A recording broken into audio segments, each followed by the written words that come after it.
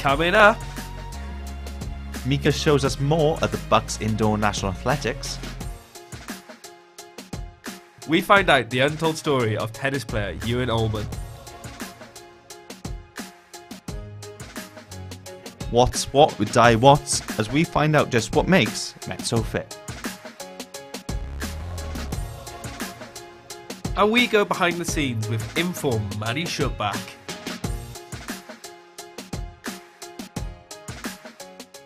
Hello and welcome to Up the Archer. I'm Jack.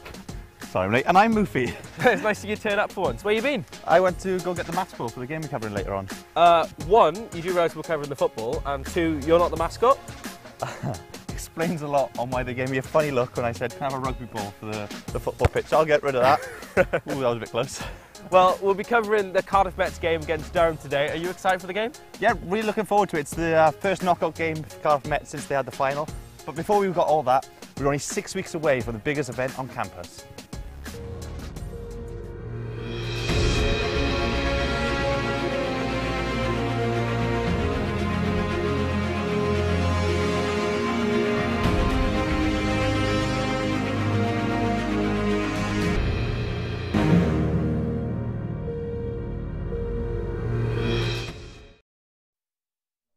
Wow, varsity is my favourite time of the year around campus. It's brilliant to see varsity coming up. You know, there's so much sport happening on campus, rugby, football, netball, basketball. It is going to be a wicked day. And you guys look like you're looking forward to it. All tickets are sold out, but don't forget, you can see as much on Cardiff Met Sports TV as you want. We'll be covering as much as we can. Nice. And it's so good to be out of the studio and on the road ahead of this fantastic game this afternoon. And how are you feeling about it, Moofy? It's cold. It is very cold, but good to see some new scenery. It sure is. But we can now cross over to our reporters, Kay Davis and James, with the latest news. Hello. Looks a bit nippy out there, boys. Yeah, I'm certainly glad to be indoors here, Kay. Now, speaking of indoors, James, it was the Bucks Indoor National Athletics weekend, and Cardiff Met came fourth. Yes, they did really, really well. Adele Nicol got another gold medal. Another one. In the shot put final. She threw a massive 15.27 metre throw, all while having a hand injury this year, so she did amazing. And she also got bronze a week ago at the British Championships. She's having a great season. Yeah, 2 medals in 2 weeks, and she outthrew her competitors by over a metre in the final. That's a massive win there. Yeah, that's Amazing. huge. Shows what a level athlete Adele Nicol is. Moving on though, the Cardiff Met 4x200 metres women, consisting of Mika Moore, Catherine Hardy, Amy Udenaya and Melissa Roberts, got a Welsh record and a gold medal when in Bucks Nationals this weekend. They had a great race, beating everyone. Huge congratulations to them. A massive congratulations. But I can't go without giving a shout out to Joe Breyer, a Scram student at Cardiff Met who has been selected to represent Great Britain at the European Indoor National Athletics Championships, which will be up at Glasgow at the very start of March. So we wish him the best of luck with that. Yeah, we certainly wish him all the best. Not only though there was the athletics on, the badminton was up on in Sheffield as well. And brothers Scott and Andy Oakes did really, really well. They made it through the qualifying rounds, and then they played the number 9 seeds in the first round, managed to get the win, but unfortunately they lost to the number 6 seeds, who are actually a Commonwealth pair. See, I don't see it losing to a Commonwealth pair as such a big loss, James. No, it's certainly not a bad result. It just shows what level they are. Yeah. But imagine if I was playing with my brother, I'd be fighting all the time with him. The same with my sister, actually, but I wouldn't mind squabbling with my sibling if I had a high kick like Naima Ali. That is right. Naima Ali, a biomedical science student at Llandaff, did amazingly well and got a gold medal in karate last weekend. So huge congratulations to her. Another fantastic week for all of our athletes at campus. Now, you might have heard of the Celtic Dragons, but have you heard of the Cardiff Dragons? They're Wales's first ever LGBT community football club. That's right, Kay. They joined us last week when they played the Cardiff Met Staff of all people. Now, unfortunately, the Dragons did take home a 6-3 win, but that wasn't what it was in aid of. You know, it was to be played in high hopes, and we just hope that it's inspired people to pick up their own rainbow laces and wear at the next match. Yeah, I'll certainly be getting myself a pair. So will I. Anyway, that's all for us from here, us in Nyack. We need to go get our coats on, Kay. We definitely do. We'll be seeing you from the stands. Back to you guys. Thanks, Kay and James, for that. You're looking lovely and warm in Nyack. I can't quite say the same for us. It's a little bit jealous, if I'm honest. But I've got my laces at the ready, so let's let's jump on in and see what happens. It's nice to see you got your laces, but why have you got your boots? You're not playing. I wouldn't play anyway. I ref, don't I? So I wouldn't be playing. I'd still get picked ahead of Hadge anyway. So sorry, Hadge, but you know. Well, we've heard some of the successes of Cardiff Met at the Bucks Indoor National Athletics, but our very own Olympian athlete, Mika Moore, was there first hand to catch up on all the action. Welcome to Sheffield. This weekend, the English Institute of Sport will host the boxing, the badminton and the judo. But we're here to see the athletics. Follow me.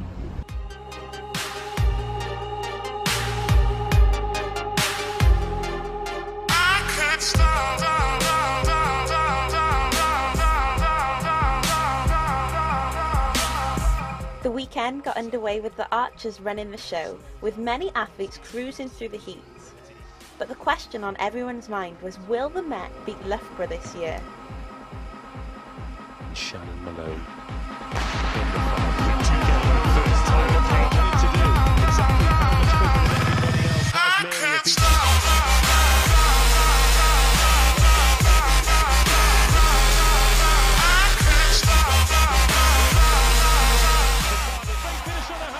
Whilst margins were close in the men's relay heat, they were a lot bigger over the men's pole vault, as Justin Tarrant cleared 4 metres.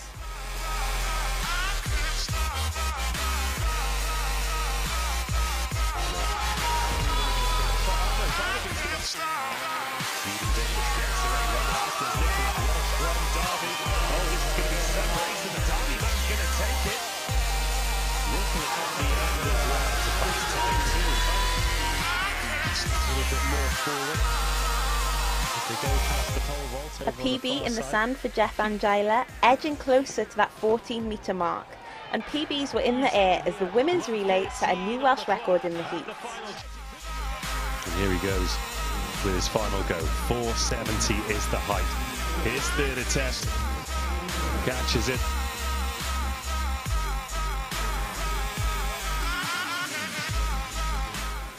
Coach athlete Zach Harrop bowed out of the pole vault final, but on the track, Amy O'Denier secured herself a bronze medal in the 200 metres. The highs continued as Hannah Tapley took the silver in the high jump, and elsewhere on the field, Harrison Walsh made the men's shot put final. Dropping into third place as we go into lane 1, ready to get to the half. They're coming through, Strathclyde losing balance. And then it was the turn of the relay finals. The men narrowly missed out on a medal with a 4th place, but after setting a record in the heat, the women took the gold. Met just need to keep the baton in their hands and they'll be the Bucks champions. It's another clean changeover, and this is nothing more than a victory dance here for Cardiff Met. And nearly tied up then. Oh, a little wobble round the straight, but it won't matter because Cardiff Met are the champions. Brunel pick up silver, East London bronze. So that's it for another year of the Bucks Indoor Championships. Cardiff Met come away with a 4th place overall, a gold medal in the women's shot put for Adele, a silver medal in the high jump for Hannah, and a bronze medal in the 200 metres for Amy O. But the women take the prize with the gold medal in the 4x200 metre relay. I guess you could say we did beat Loughborough after all.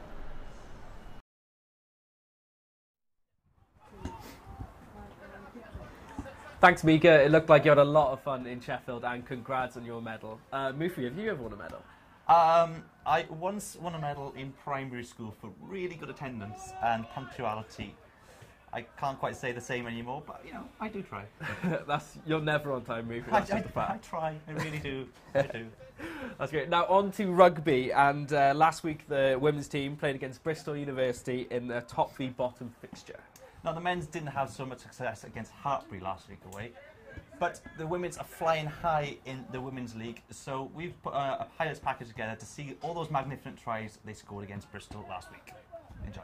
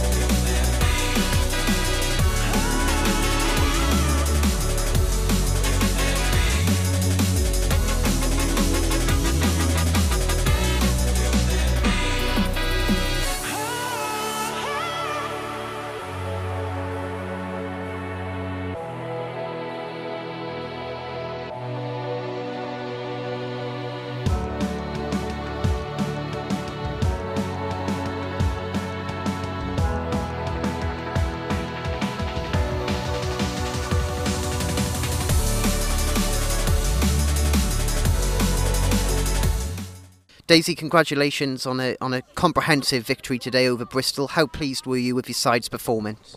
I'm really pleased today. It was a really big improvement from the last time we played them before Christmas, and beating them by such a big score on home ground was brilliant. Yes, where do you think the game was won today? What was the key to your success? I think today we played quite expansively. We exploited them in the middle and sucked them in, and then played out wide. One thing that we really work on is earning the right to play out wide, and I think the girls really worked hard to do that today. Yeah, you were third in the table. Bristol were fourth. Now obviously you've got quite a gap now between the two of you. What are your aspirations for the rest of the season? Obviously Bristol were fourth. They were always going to be a big team. They've got a few capped players, Premiership players. Our youngsters coming in this year, we've got a few internationals ourselves. They really raised the game for us. And that's given us a really good platform to beat them in and get that solid third position. Aspirations now, winning obviously our knockouts and going through to semis, and obviously getting the big varsity win.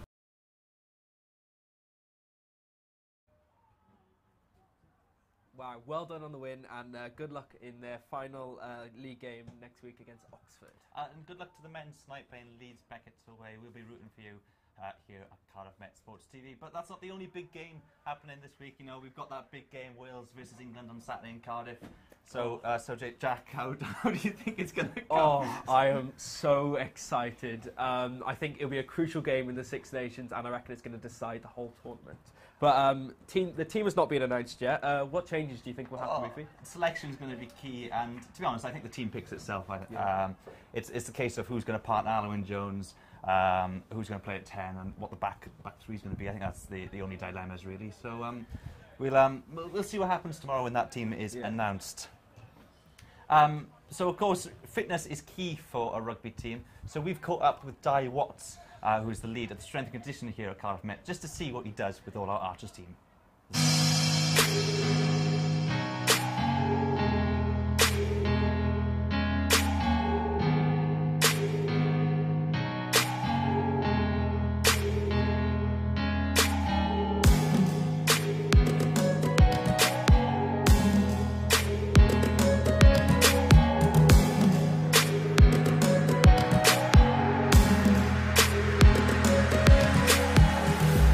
Athletic performance. We want to make them robust. We want to make all those weak areas that a physiotherapist pick up on, hamstrings, lower backs, shoulders and so on. We do our best to try and strengthen those areas so we stave off injury.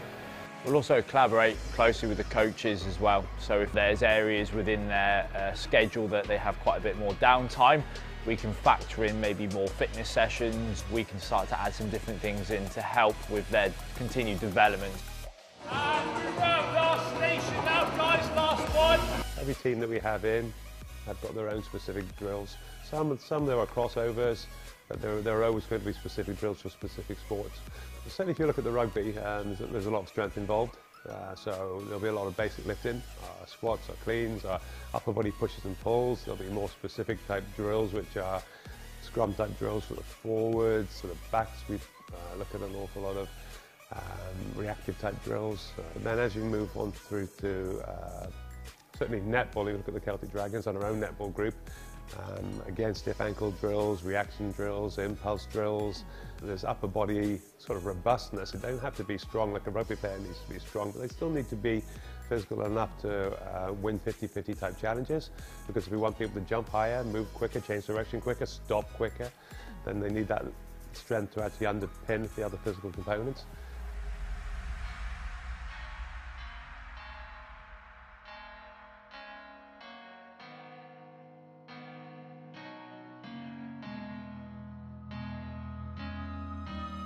We get to see a lot of people achieve. We get to see people achieve at the very highest level. So we see people move on to professional sport, and that's fantastic. We love to see that. But we see people achieve at all different levels. If it means somebody moving from a second team to a first team, then that's an achievement. If we see somebody overcoming an obstacle, a movement that they've never been able to do before or not been able to do proficiently, then that's achievement. Seeing these athletes go from their first, second, third and even into their fourth and sometimes fifth years as well, you really see them grow as people alongside their physicality. We see them developing socially. We see shy people who are find it difficult to interact. All of a sudden, they become leaders within their group. They become respected by the people around them. They form great relationships with not only their friends, their peers, but also with their coaches. I think it's a whole package. Yeah, you can get another set in, lucky person. Right, all good, let's go!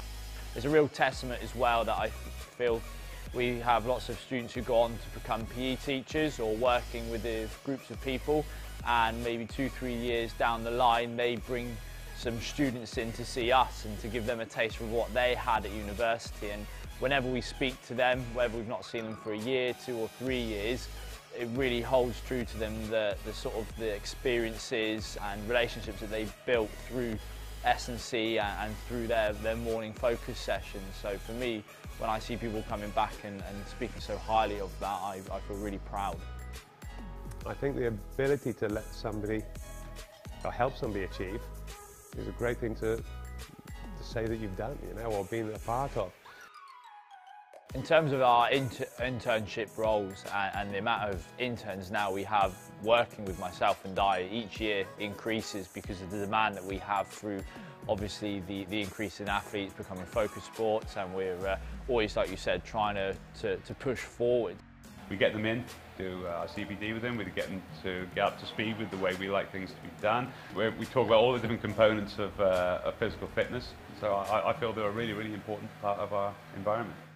We are just one of the tools alongside the analysis guys and the site guys who together build the athletes that are hopefully going to go on and achieve for Cardiff Met.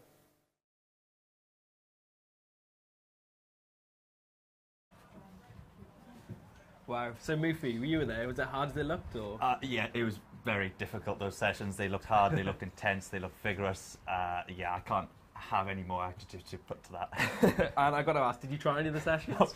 No. I am not brave enough. And someone who can tell us a little bit more about those sessions is Cardiff Met's goalkeeper Estelle Randall. It's great to have you on. How are you feeling? You good? Yeah, I'm feeling pretty good. Brilliant. Are you able to tell us a little bit about the sessions? They look pretty intense from first hand being there anyway. Well, I think you've got it spot on. It's exactly that. You know, we turn up and we've got to get through it. So we are obviously restricted a little bit on time because we've got lectures to go to, not forgetting that we are students at the end of the day. So he just pushes us on. Everything we do is straight into the next one. Work hard, play hard. And do you think these sessions have helped the team get to where they are now? Oh, 100%. I think it shows on the pitch we are miles and miles above everyone else physically, and it really does show. Brilliant. So you played Cardiff over the weekend, which is a game you won. You're now 26 games unbeaten, which is a remarkable stat, and by the looks of things you didn't know the statistics. So, so how do you see the season going from then? Is it 27 games in a row, then 28, or just see what happens? I really can't see us losing, if I'm honest. I don't want to sound overconfident, but no teams at the moment have looked like beating us, and I think that will continue. They haven't brought out anything new. We've played Swansea several times, still looking the same. Cardiff City as well. Really, I think we should smash it. If we go unbeaten for the whole of the league season, brilliant. And rolling into Champions League, hopefully that continues. So looking confident then going forward then. So Manny Schubach, it could be argued is one of the best players in the league and certainly here at Cardiff Met. So what can you say about her? I don't know what hasn't been said yet. She's absolutely amazing girl off the pitch as well as on the pitch. She's a key vocal point for us as a team, whether it's Bucks, League. She just gets on with the game, scores us goals, wins us games. So brilliant. So as Estella mentioned a little bit there about off the pitch Manny Schubach, so we sent Louis Hadge, our reporter, just to find out what she is like off the pitch.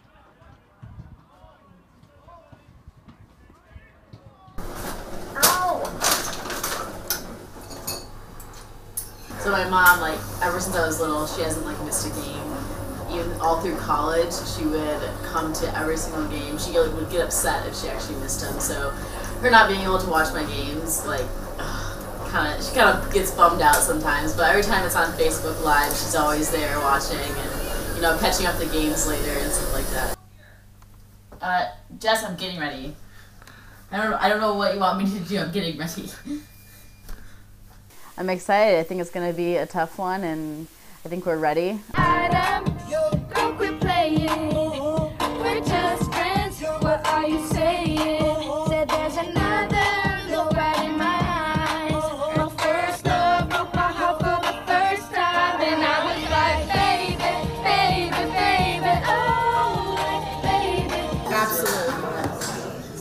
She always says that. My best friend, so if you want, we could ask each other questions to see who's more friends. Alright. Okay, we can try. Oh, my mom texted me. Good luck. Everything. The width of the system. Does that make sense? Okay, so I'm happy for you to interchange. I'm happy for you to rotate as much as you want. Okay, but what I don't want is us to lose any width. You know, I don't have too many. The only thing that I have to do is I have to put my left sock on, then my right sock, then my left shin guard sleeve, and then my right one, and then shin guard, shoe, always left to right, and that's really about it. And then you really just, as soon as warm-up starts, that's when I know I have to be focused and focus on the game and getting ready to be out there on the field for 90 minutes. Yeah, I mean, we kind of have to go out there with confidence. Of course, we have a target on our back, being top of the league, but ultimately, it's just another game, and we got to go out there and have some fun and get the job done.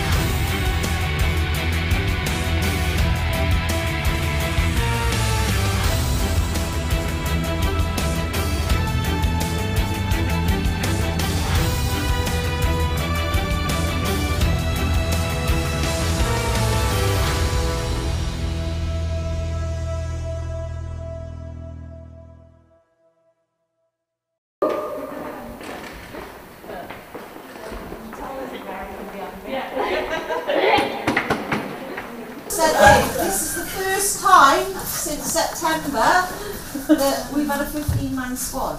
We've not had 16, 17. Good recovery food. Cut the cake. Hydration and crisps. Going down in my head. I see you all over me in my head. You fulfill my fantasy in my head.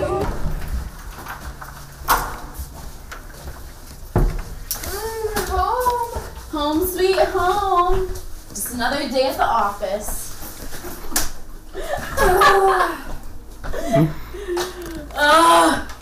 We made it.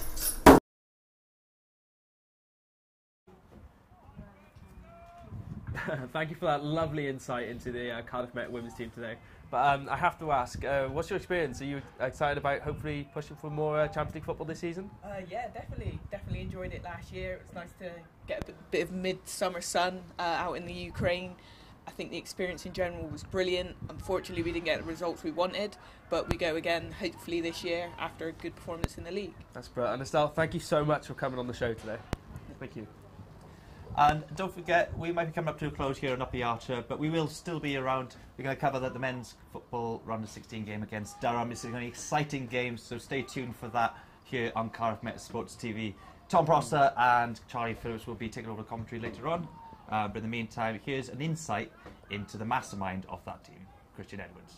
If you could just say your name, your position and who you coach, straight down the lens of the camera. Okay, Christian Edwards, Senior Lecturer and Sports Coach at the University, but also Director of Cardiff Met Men's Football. As a youngster, played sport from a very young age, football and rugby, and was playing for the Cubs football team really, and kind of something to do, and it just kind of transpired from there, and was fortunate enough to have a long career in football up until I retired when I was 30. Inspiration, my grandfather.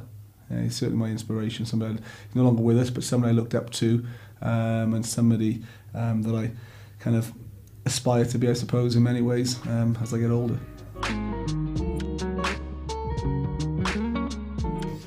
It was at the end of my football career, when I no longer wanted to go on those long journeys up north, that I started to kind of look at the game in a different way. Started to, when the coach made decisions, started thinking, well, I'd done it this way, done it that way. So it was really from there, and then I came to the university to study, and the university asked me to take over the football team, naturally, having played football so long. And it was really from there, taking the football team back in 10 years ago, from the depths of Division 3, right up to where we're at now. And along that way, I've gone through the coach education system, which has been interesting to say the least. Cardiff Met FC means a lot to me. The football club, and I call it a football team when I first took over, was in dire straits. They were in the armpit of Welsh football, struggling. Nobody really invested any time into it, and Mike Davis of the student union asked me would I take it over, and it's been taking over the football club, building a culture within the football club to be proud of, buy-in from everybody, staff and students / players alike, and ultimately it allowed me to afford my position at the university, where I ultimately probably got a job at the university through the football, so it means a hell of a lot to me, to my family, to my children. So yeah, I suppose it's ingrained in me now, Cardiff Met men's football.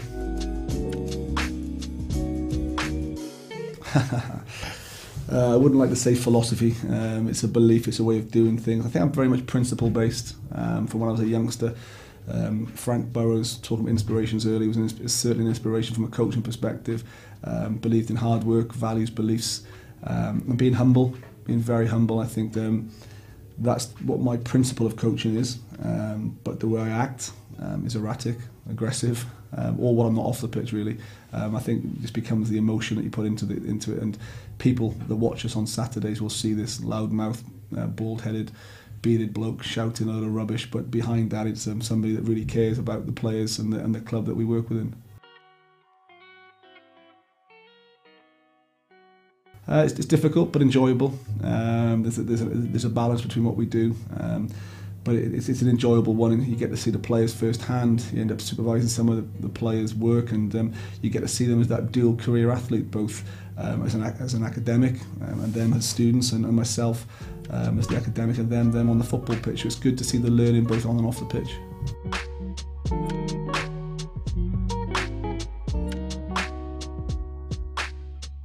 Yeah, it's really good. A few years ago, the kudos for me was to win Bucks, and we did it in a way that I'd never expected. Fell slowly out of love with Bucks because of the standard of certain referees and places that we go to. So I adopted a stance of that we would use Bucks as a developmental process for the Welsh Premier League, and we really won our first Bucks title ever with our reserve team, and it's been phenomenal to do that. And when I say reserves, just players that don't always play on a Saturday, they get their game time on a Wednesday. And then we were lucky then to win it last year again for a second year in succession with the same philosophy. And then that feeds into the Saturday team and into the Welsh Premier League, and those boys that play in the Welsh Premier League know that if they don't perform on a Saturday, they'll be playing on a Wednesday, and likewise those that perform on a Wednesday will be playing Saturday. So we get a real good blend from that. That's allowed us to have strength in depth. Our so-called first team squad consists of 30 players, which is really good, and then you've got the other lads then that see a pathway through our under-19s team. So it's a balancing act, but it's a good thing to be able to juggle. Okay, brilliant. Thank you very much for your time, Christian, and good luck this weekend. Cheers, thanks guys. Cheers.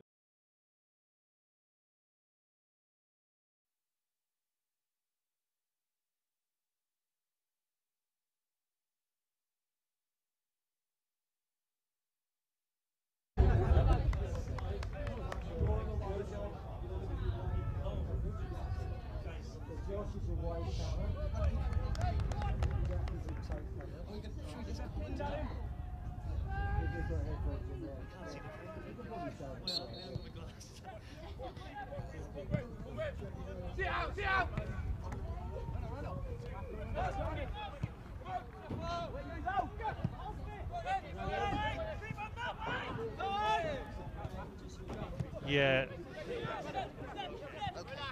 So it's Neil Hugh on the ball. He looks for Flay, who is advancing upfield, finds Baker.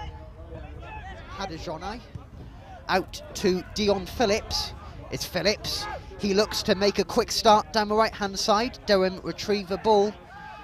Baker there, commanding midfield. It's a good start to the game here from Cardiff Met. A positive start, I think. Ross, Durham a long way for him to travel. Yes, and it's like you said. Someone told me they've been 5 hours on the bus down here. Yeah, but hopefully Cardiff Met today can really stamp their authority on this game, because they've gone. Here's Neil back to Swindlehurst. No, to Rydian Morgan.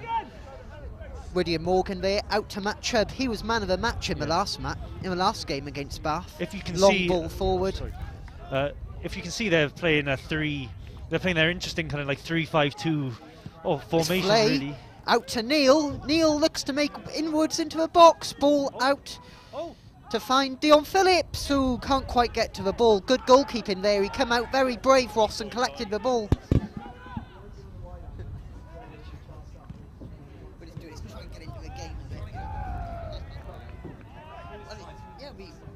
Yeah. It's a shame we're not right there. Yeah. Here you go. It's Rydian Morgan there. Back heel clearance to find the Durham. Matt Neal chases from Bournemouth. Matt Neal, the throw in, finds Brad Flay. Match.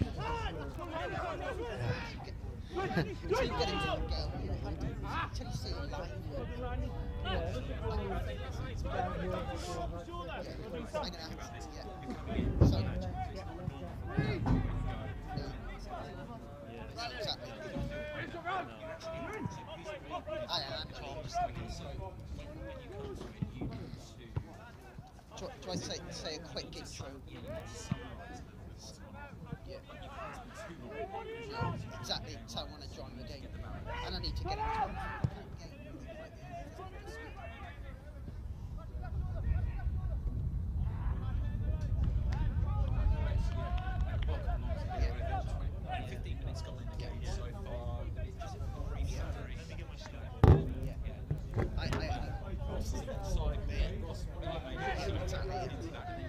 Then we try and get it.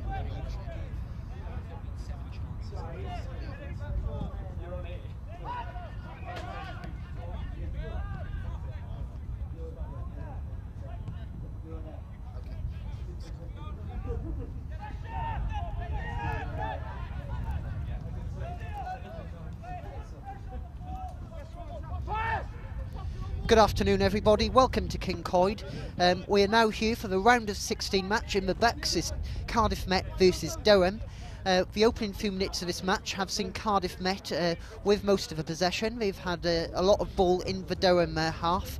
Joining me on commentary is Ross Struhl-Clark. Good afternoon, Ross. Good afternoon, Tom. Pleasure as always to be here. Can't wait for this one, a knockout, do or die clash, like you said before. I'm really looking forward to seeing how Cardiff Met play. Absolutely. From here on in, if Cardiff Met are to defend their title, there's no room for error. Here we go now. Cardiff Met are once again on the press. Brad Flay chases.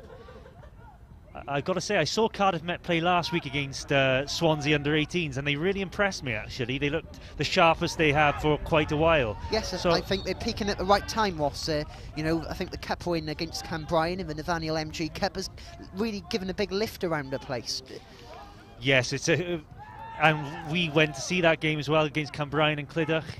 You know, it's just great for the club to win a trophy in such a high prestige tournament as well.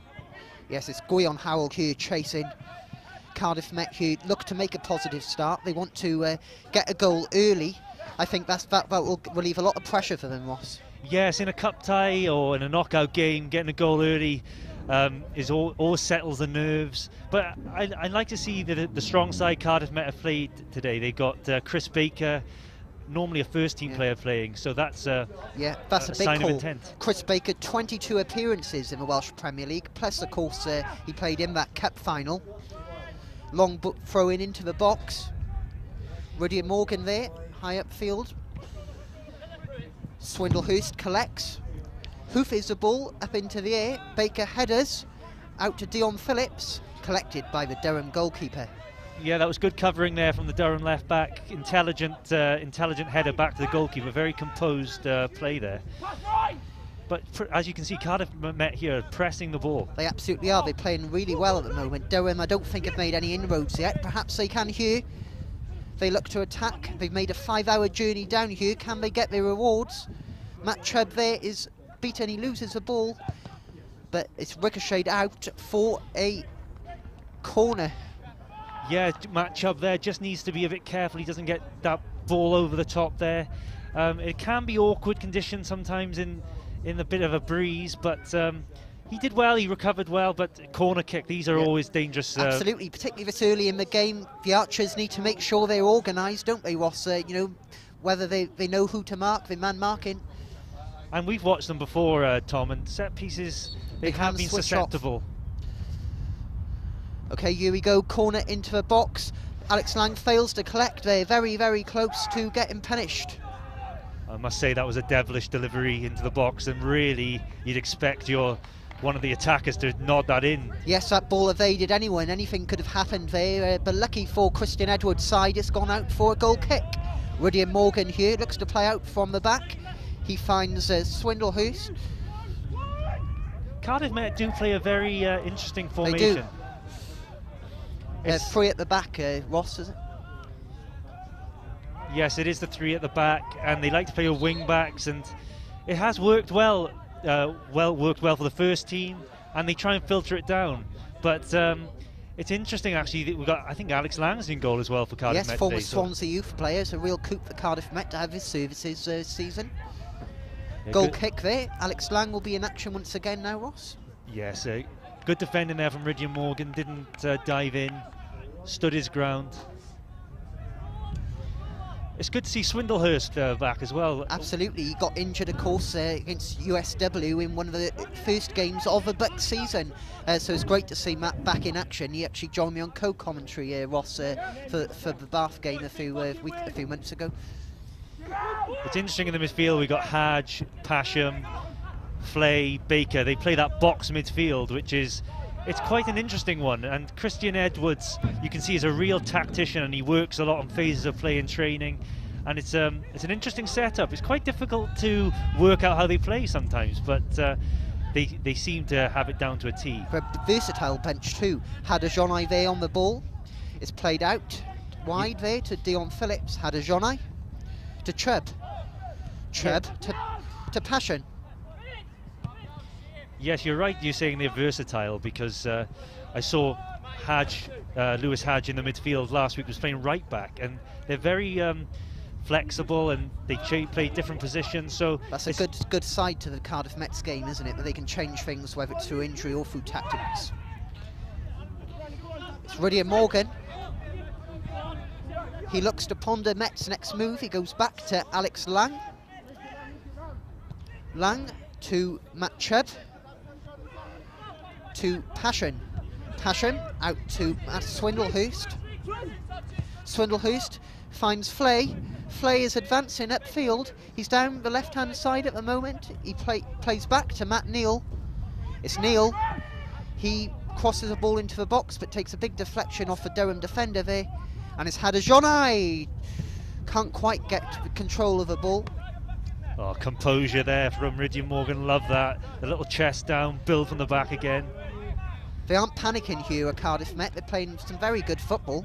I think they've got to stay patient, Tom. Yeah, they haven't got the really early goal, but they're still playing, knocking it around well and playing some nice football. Absolutely. I think this game today is a lot of pressure on them, isn't it? They can't slip up. They want to defend their title. They want to win it for a third time in 3 seasons. You know, I think it's quite a big game for them.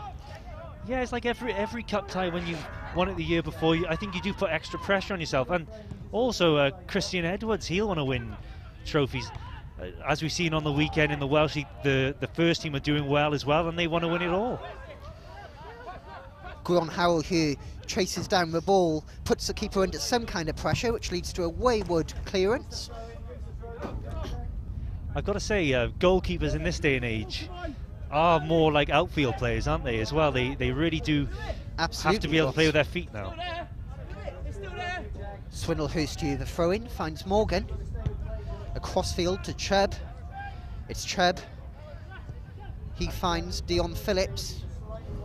Keeps the ball in, does very well there.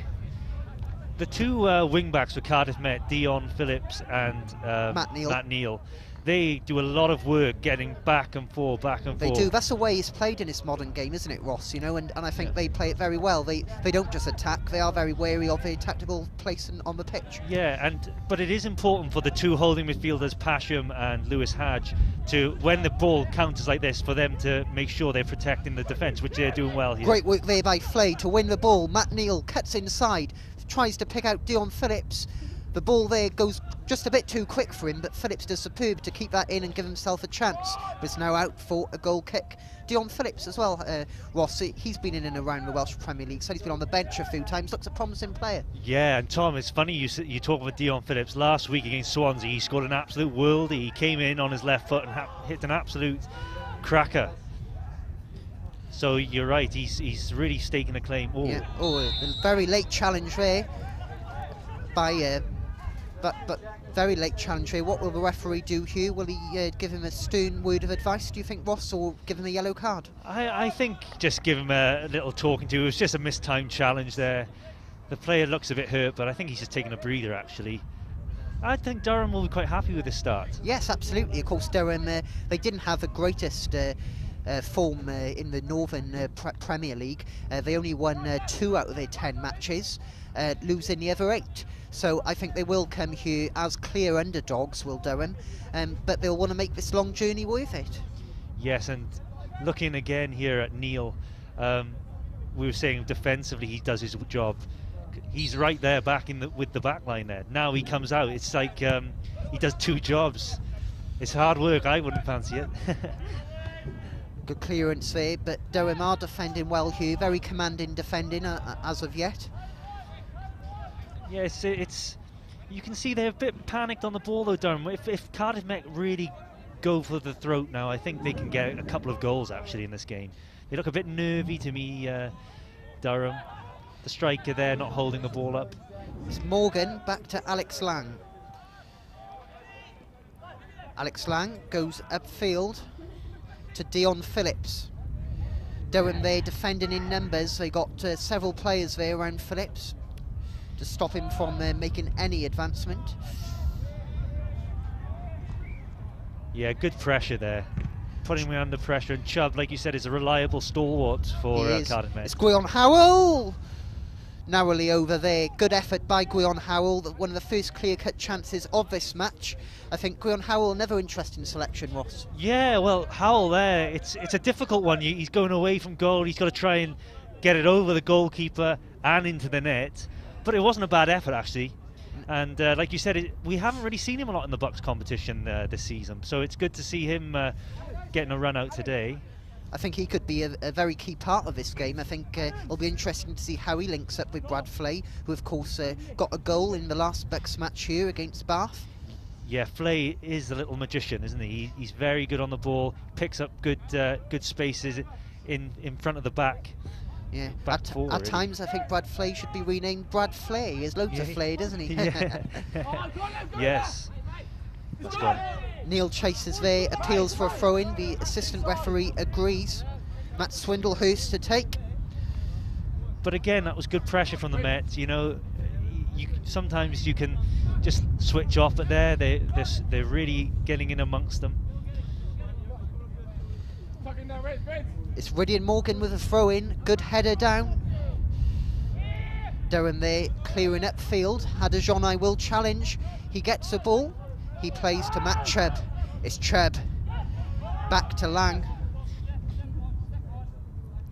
Yeah, Chubb, Morgan and Swindlehurst. I think that's a solid back line for the Mets. They're really quite intelligent. Swindlehurst is an intelligent defender, always covers round, very rarely gets caught out of position. So it's good that those three are back together in tandem now. Yeah, an interesting point to make. I was speaking to some of the players earlier.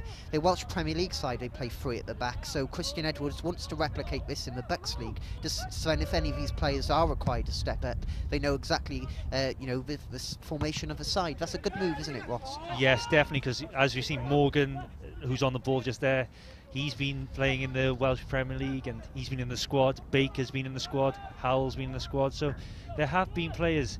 Even Hadge has been in the yeah, he was on the bench for the semi-final of the Nathaniel MG Cup. I know Hadge is a very ambitious player. I know he's can't wait to get some minutes under his belt for the Welsh Premier League side. Yeah, and the thing is as well, you can tell they really work on patterns of play and phases of play just by the setup here. Like, you see these two midfielders now, Pasham and Hadge, Baker and Flay, always in that kind of box midfield, keeping it, they don't really move. No. It's Howell to Passion to find Matt Neal. Matt Neal looks for assistance, goes for goal! Matt Neal opens the scoring here at King Coyd. Matt Neal there, how important could that goal be as the Archers look to advance to the quarter-finals? Great start, Ross. Well, it's funny, what I was just saying, how they all stay in position, and that's how it came about. They're all in good positions there, and then Neal came in on his right foot and hit an absolute beauty low into the bottom corner. Goalkeeper had no chance. It was absolutely superb finish. That is as clinical as you'll get. That is Cardiff Met at their very, very best, Ross. Yeah, I got to say, when he came in on his right foot, I was thinking shoot, but then at the same time, they can go anywhere sometimes, but he hit it well. Good start from the Met. Pinpoint finishing. This is exactly the start Christian Edwards would have wanted. It's Dion Phillips. Tails are up now. I expect the Met to get a couple more goals for half-time, actually. Matt Neal here now, the goal scorer. What can he do now? He's scored one. He looks to set one up here now. He goes back to Swindlehurst, to Rydian Morgan. Out wide to Chubb, to Hadajonai. The good thing about it now is they don't need to force the game, like exactly. Unfortunately Rydian Morgan just tried to do there. They just need to be patient, keep the ball, play it simple. Durham, interestingly, have failed to score in their last two matches and 3 in all competitions this season. So they do look like a side, Durham, that are short of attacking threat. Yes, I must say, just from watching this first 20 minutes, I think it's going to be a tough one for them today to create many opportunities. But that is also a compliment to Cardiff Met. They always set up well. Christian Edwards always sets up his teams very difficult to beat. We've watched Cardiff Met now a lot, and they never, even when they've lost the odd game, it's never. No, they very rarely get hammered. Albeit the USW game was a away game, wasn't the best performance. No.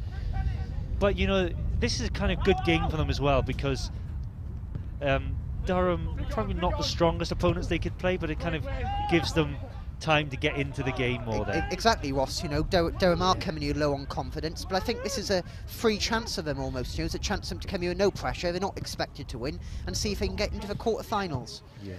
Swindlehurst there marshals the ball out to safety.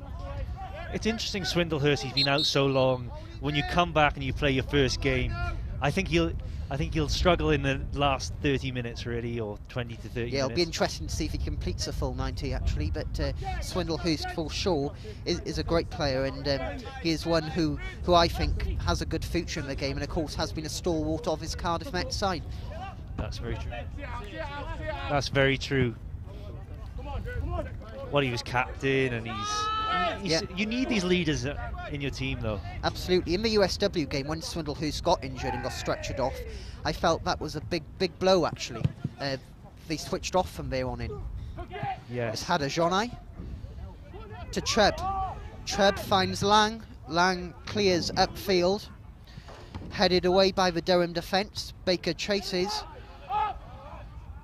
Grant Howell there putting pressure on the Durham goalkeeper, who once again another wayward clearance from the Durham goalkeeper. Yeah, we were saying earlier that goalkeepers now have to try and play out from the back and things like that, but he seems to just struggle. He's got tracksuit bottoms on or leggings on there as well, which I'm never too sure about with a goalkeeper, but it's like Gabor Kiraly, remember him, the yeah. former Crystal Palace goalkeeper? He always used to wear full-on tracksuit bottoms. I remember him well, actually, and he actually did have he pulled off some good saves. Actually, he was a character, and this character's like Gabor Kiraly in the game. Well, it is interesting, goalkeepers. They are characters, but I always wondered with there's an injury here to Pasham. It looks like Tom. That'll be a big blow for Cardiff Met. Absolutely, you know, Cardiff Met have started the game well here. But this is one of the last things that Cardiff Met will have wanted. Christian Edwards there got his arm round the back. Look like they are going to make a change. Yeah, it looked pretty innocuous, really, but he's injured. Christian Edwards seems concerned because he's even come yeah, on he the does. pitch. You know, it looks like Hugh that it's not a move that the players would have wanted. Alex Lang there, of course, former Swansea youth player. He was part of the cup winning side against Cambrian in the Nathaniel MG Cup, and has had a fine season. He has, because he's come in and he actually took Will Fuller's place, but you know, it's good for a young goalkeeper to come in and prove himself. Absolutely. Brad Flay looks to free kick there, but given by the referee. Durham get a chance to clear their lines. They go short this time around, pressured by Flay. Yeah, Flay will try and cause them into misplacing the ball there. Durham look to attack, they play a ball, but great defending there by Rudy Morgan, Ross. Yes, that was very good, because actually if the ball was a bit better, he could have been in there, like if it was a bit further, but he read it well, he dropped in the nick of time there. Durham Hugh, they'll be looking to get back in this game. I think if they can get a goal now, it will really give Cardiff Met something to think about. Yeah, that's the thing with Cardiff Met. They'll want to get to half-time, at least a goal up, or obviously trying to add to the tally, and I think they will, as long as they don't force it, like I said earlier. Yeah, it's Durham Hugh. They play the ball out to the left. Ball into the box, well headed. Headed down there by Swindlehurst. Great defending there to calmly give the ball back to Lang. That's Swindlehurst's trademark, the composed header back. I love that as a defender, though. That's Play really there, composed. good battling to deflect the ball out there for a throw-in. Durham there can't quite get their foot on that ball. That's Tom. It's interesting what they've done in now. Baker's now dropped back into alongside Hadge, taking Passion's position, and Flay and Howell have dropped in behind Rhys Thomas there. Yeah, it's good to see Rhys Thomas back as well in the Becks League. I know he was impressive against USW when I last saw him play in the Becks. Yeah, he puts himself about Thomas. He's a good size and he's aggressive, and you know he's a definite target man for the Met.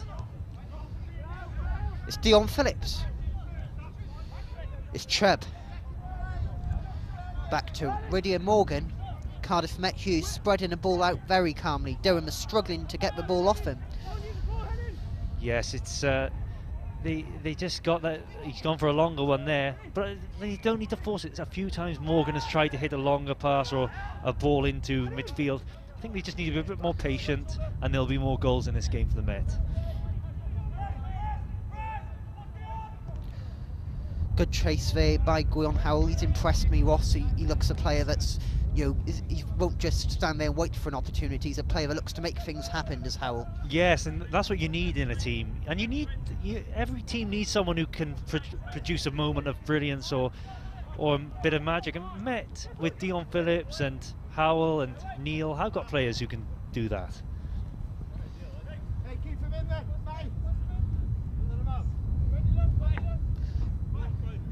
How do you think, Ross, would be Durham's best way of getting into this game? Obviously, Cardiff Met are having a majority of possession, so what can they do to make more of an impact on this game? I think Durham just need to actually try and maybe go a bit more direct, really, I think, because them playing through the lines is not really working. I don't think they quite have the quality.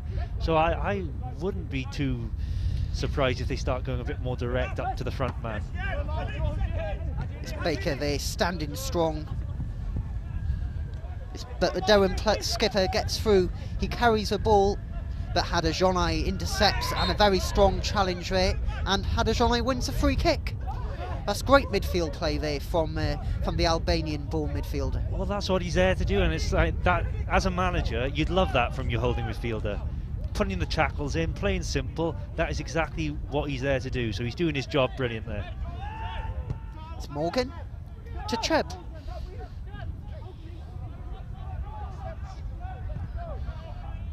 Ball upfield, Thomas tries to win it, but Flay will now try and see if he can regain possession. It's an interesting one, Brad Flay, because he makes these late runs in the box. Absolutely. Durham, they defend well, but can they keep the ball in? Yes, they can. They are trying to play out you, but they are being put under pressure by Cardiff Met. That's a nameless ball upfield. Hadajani. Again, sweeping up, him and Baker, just always there trying to pick up those second balls in front of the back line. It's very difficult to break through, actually. I know we're talking about Durham, what they can do, but it is difficult because they've got two players kind of sitting there making it difficult. Morgan.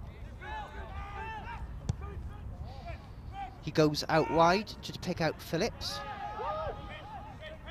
Durham look to get back into this game at the earliest opportunity, but again it's a wasteful pass that is intercepted by the Met defence.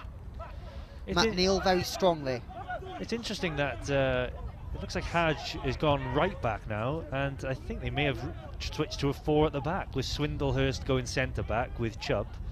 So I think it may be more of a 4-3-3 right now. We'll have to wait to see how it develops. Very interesting, but again, that's definitely one of the best things about this Met side. And Crofton, they do that when they make substitutions, particularly for injury. They do change things up.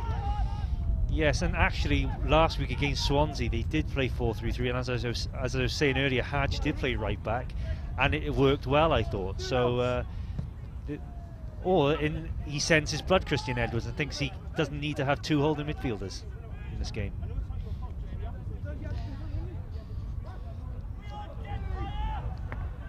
Durham, they failing to control the ball. Ross Durham as well, you know, coming here to King Coyd, they couldn't have asked for much of a tougher draw, could they? Coming here to play on a 3G surface as well. You know, perhaps this is a new experience for them. Yeah, and they don't lose many at King Coyd, Cardiff Met either. And like you said, after struggling in their league, they're probably thinking the last thing they want to do is come here, really. But I gotta say, Durham are a bit plucky. They're still trying here, but I just don't think they've got enough quality to trouble Cardiff Met, actually. Absolutely. It's Baker. Phillips there, great skill and composure. It's Hadajani. Swindlehurst. Yes, it does very much look like a 4 at the back now, Ross, doesn't it? Yeah, I think Christian Edwards, obviously the change has probably affected him, but I also think he has thought, right, we can get at Durham here. We don't need the two box midfielders holding. We can do with just one, and I think he's right. If you look at it now, there's a lot of bodies forward. It is.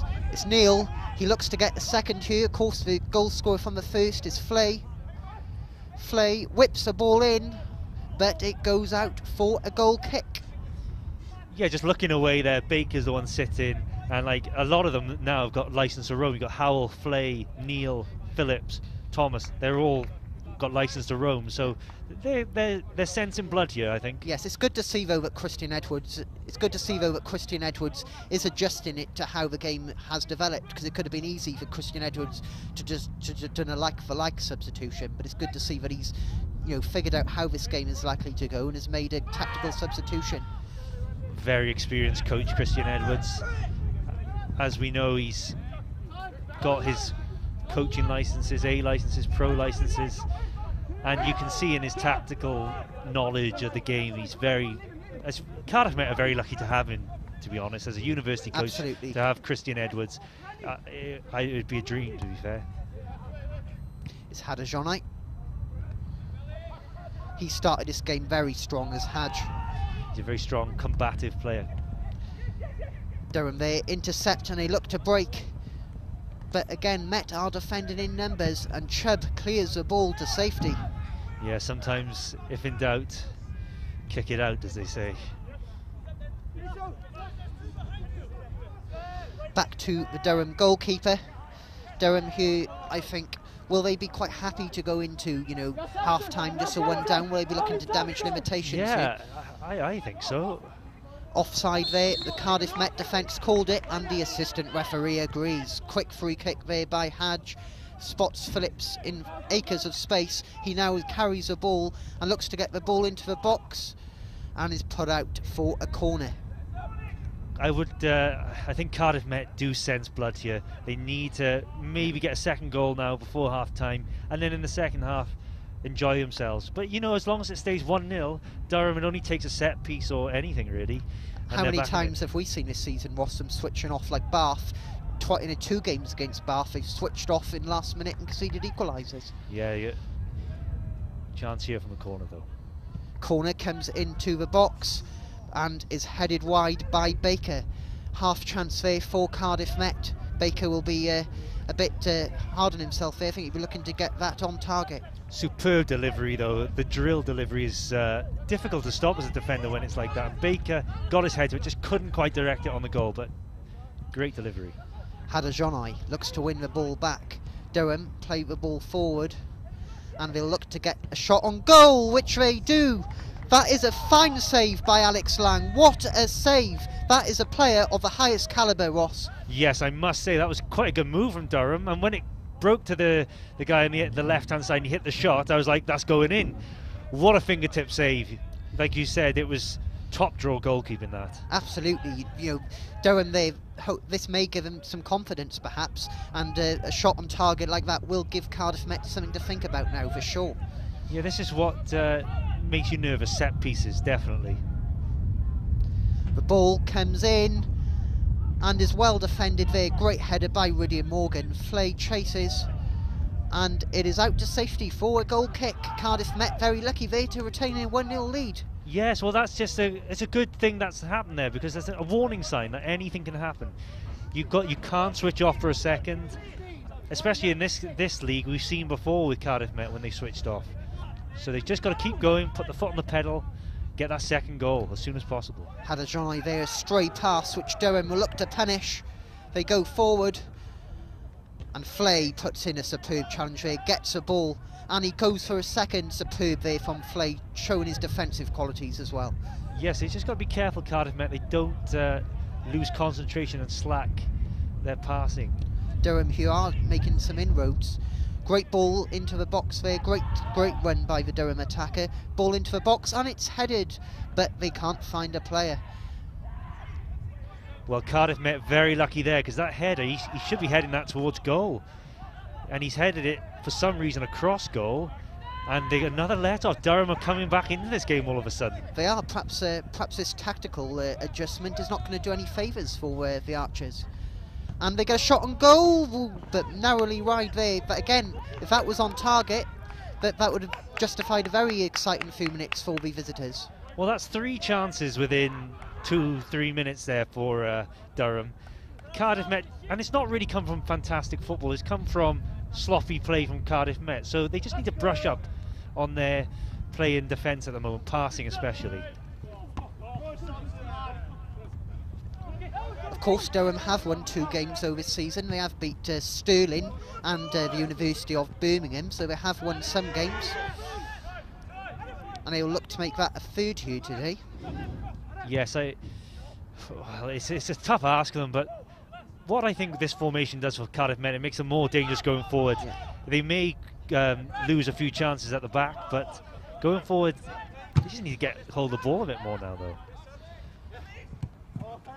A ball there evades a Cardiff Met defence. It's a strong run here from the Durham attacker. Swindlehurst plays the ball back to Lang, and the assistant referee raises his flag. It's out for a corner.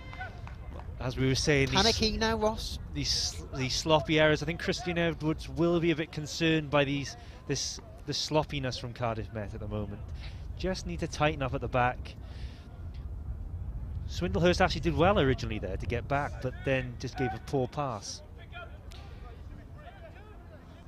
Durham here, they will be looking to make Alex Lang making yet another save here. Commanding goalkeeping, superb goalkeeping there from Lang. That ball was his and he made sure of it. You can see why in a knockout tie as well Christian Edwards would bring a good goalkeeper in, because that is vital. You just don't want a goalkeeper who's a nervy in a knockout tie. And Alex Lang's played in huge games already for the first team. You know, he played in the final against Cambrian and Clydach. Made some great saves in that final as well. Chance here though. Chance here, it's Phillips. He breaks away. He has Thomas waiting for him, but he picks out Flea, who goes for goal, and the keeper can't quite get hold of it, but the linesman raises his flag as an offside. Good chance there for Cardiff Met. Flea as well, showing what he can do. Well, the threat is there. They're flooding bodies forward. It's far more attacking formation. So I think Cardiff Met are going to get a couple of goals. They just got to be careful at the back. They have. Great strong defending there by Chubb. Yeah, I think Cardiff Met just switching off, and they're letting Durham grow into this game a bit, which is a bit slightly concerning. worrying, isn't it? Because this is a trend they've showed in quite a few games this season as well, switching off.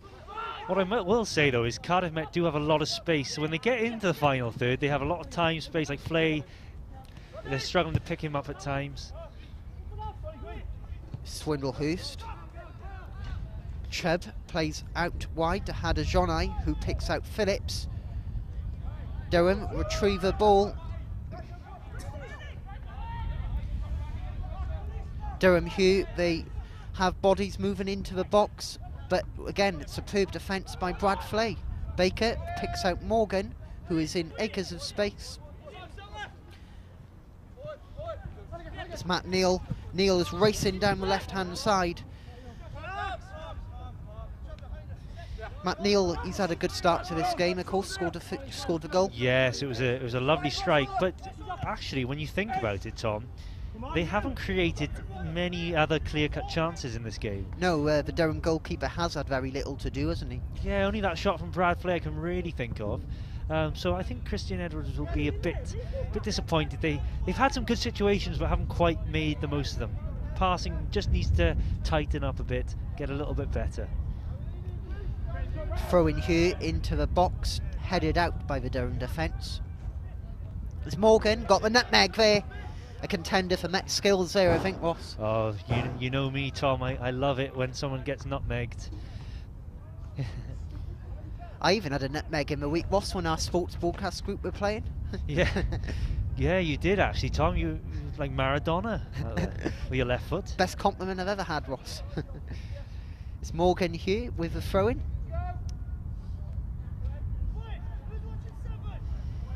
Morgan throws the ball into the box. There's plenty of Met bodies into the penalty area, so they've got plenty of men to pick out. It's Morgan. Goes back to Swindlehurst. It's Chubb. Met have got far superior quality to Durham. They just need to make it count more in the final third when they get these opportunities. I feel like when they get in the final third, they're going to score. Absolutely. Here's Riddian Morgan. He's playing a very attacking role the last few minutes. Since his change of formation, Morgan is looking very attacking, Ross. Yes, he... well, it's funny again, like we said, he started off as the deepest player on the field today, and now look at him. Now he's advancing forward. It's amazing, really. But that, as a manager and as a team, you love that in players. It's just... If you can have players who can play different positions, it's just absolutely a dream, really. Absolutely, and it's also good as well that the Cardiff Met team, they're not taking a while to adjust to these tactical changes. They're comfortable in them. It looks like they work on all these training plans, Ross. Yes, as we said previously, vast experienced coach Christian Edwards, so he will be drilling Swansea City. Yeah, Swansea City, good professional experience, but he'll be drilling them every week in training what to do. Absolutely. We are approaching now the latter stages of this first half. It'll be interesting to see now how this game develops. The last part of this half, will Durham, like I say, be happy to go in 1-0, and will Met be happy to go in 1-0? Will they look for a second here? You know, I think Met will be a bit disappointed actually, because obviously they're 1-0 up, so you're going to be happy with that. But I don't think they've really pushed on from the first goal. I'd like to see the possession stats. I think Cardiff Met will be dominating those ones. It's Morgan there. He finds the ball. He didn't quite get hold of that as quick as he would have liked, but it's Flea. He gets back the ball. It's Guion Howell who perfectly picks out Phillips, who whips the ball in, but no one is there to meet it. Cardiff Met there again, looking dangerous. Yeah, they're getting bodies into that box, but that just final ball is letting them down at the moment. Dion Phillips there, he had good shape on the cross, but it was just a bit too close to the goalkeeper. Absolutely, I think Cardiff Met will take this. They had that early goal, they settled down, so I think if it was still 0-0 at this stage, I think they'd be a lot more panicked. Yeah, in a strange way, I think both teams will be quite happy. Like Durham, I think, will be happy because after going a goal down and the form they're in, or have been in, they may have feared the worst, but at 1-0 going into the second half, they're still in it. So until Cardiff Met get that second goal, it could be a nervy second half. Great header there by Chubb. Swindlehurst now goes out for one, and Cardiff Met win the free kick. Exactly what they would want. I think the referee's been quite strong today. He's given some. He has, hasn't he? He's let the game flow. He hasn't been over dominating the game, but he's been there when needed. Yes, and you want the game to flow as well. You don't want to stop-start game all the time. It's nothing worse as a player as well when you're stopping and starting. Absolutely. It's Chubb back to Lang, who of course produced a fine save moments ago. It's Morgan. Great header there. It's Neil. It's Neil. He headers the ball down to Baker. Just the transition from defence to attack could be a bit quicker for Cardiff Met. It's just a bit slow. Like there's a chance for them to break, and it's come back here now, and they're going to have to build again. Absolutely. I think this is a trend I've noticed far too often in the games we've covered, is that rebuilding again phase, Ross, as you mentioned. Yeah, because like there they had a chance to counter, get it at them, but just a bit of a miscontrol or a misplaced pass. But here's a chance for a handball. Play penalised there for a handball. The referee very quick and in a good position to spot that.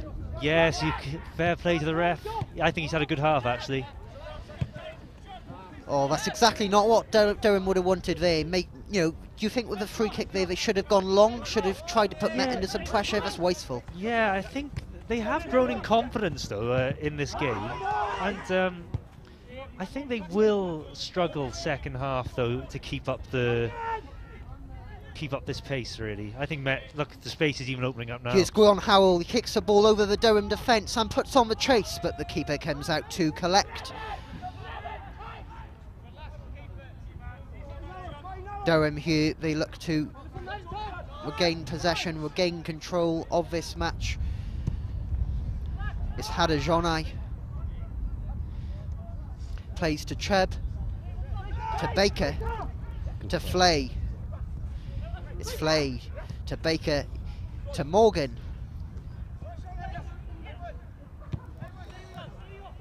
Swindlehurst. Just like, can they switch it a bit quicker, but at the same time, Christian Edwards might be happy with them just keeping the ball at the moment. Absolutely, the latter stages of a half now. Half-time whistle isn't long away, so I think they'll be happy to go in to go in 1-0 up. Lovely pass. It's Morgan there. He's got Neil on the overlap. Neil chases. Neil has been superb. He's created plenty of chances, scored a goal. It's Baker out to Dion Phillips there. High hanging ball. Puts the Durham defence in all sorts of trouble. Hadajonai into the box. It could even creep in, but goes narrowly over. Well, that was if he scored that one, he wouldn't have let us forget that, would he? Absolutely not. I think next time he's on the Cardiff Met Sport TV, I think he might even be analysing his own goal if that went in. Yes, we love Hadge's analysis though. But I've got to say though, I just think it's a bit dead, the game at the moment. Yeah, it is Tom. a bit flat, yeah. A bit flat. I think what's not helped is Durham's form going into this. Maybe Cardiff Met are not exactly taking them like as serious as they could, you know? Yes, exactly. I think a lot of the players were very confident. Of course, they weren't looking to be complacent. I know they were confident, fully expecting a win today. Space is opening up in front of that back four, though. Absolutely. Here is Neil. He looks dangerous, and the ball gets blocked there by the Durham defence. It's Neil. He is looking to pass the ball back to Morgan. It's Morgan. It's to Baker. Hadajonai there, quickly intercepts the ball. Well played there. That was an awkward. He put him under some pressure. Gave the ball away though. But having said that, there's definite opportunities in front of that 18-yard line where they're getting in Cardiff Met, just in front of the defence. They just need to make sure that pass is a bit better. It's Grion Howell, dropped a bit deeper now into the latter stages of this first half. Durham look to break, they pick out their captain. Rudyard Morgan, once again, absolutely great defending. Top defending, he was patient, didn't panic, waited for the right moment and took the ball superbly. He deserves a pat on the back after this first half performance, does Rudyard Morgan, Ross? Yes, he's done well actually. He's like you said, it's difficult sometimes when you're moving positions and moving around, but he's done well because he's now playing a more attacking role. But there, he's dropped back, defended well. Absolutely. I think Met have been good value for this 1-0 lead, but I think they'll be disappointed perhaps they haven't got a second, or worked the Durham goalkeeper more at the very least. Yes, I agree. I agree with you there. The Durham goalkeeper's been relatively quiet, but I really do feel second half it's going to open up for them. Yes, you do get that feeling here. I think with the amount of possession the Archers are having, I think it's only a matter of time, perhaps, before they do get that second. Yes. I think Thomas, he's come on, he's not really had enough service up there, has he? No, they haven't. They've had lots of ball, but they haven't really been able to build a play that goes that far forward, have they? No. It's Hadajonai to Chubb. Chubb aims upfield to the front two. Thomas chases, he wins the ball for Grion Howell.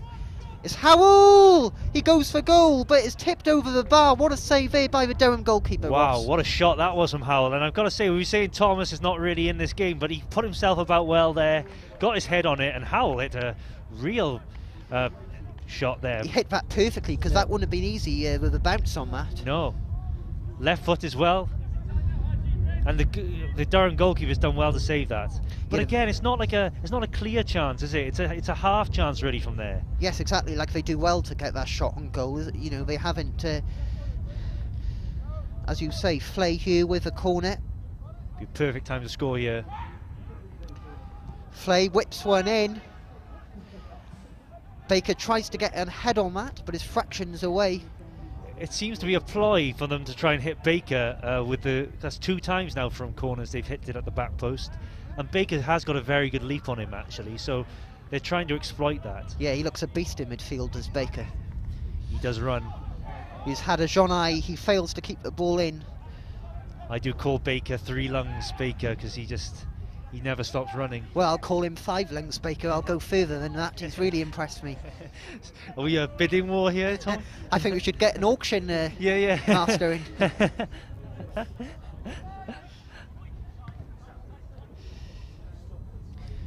It's interesting I see there subs warming up. It'll be interesting to see second half for Cardiff Met if they look to make any changes. I think Christian Edwards will look for an improvement second half. Absolutely.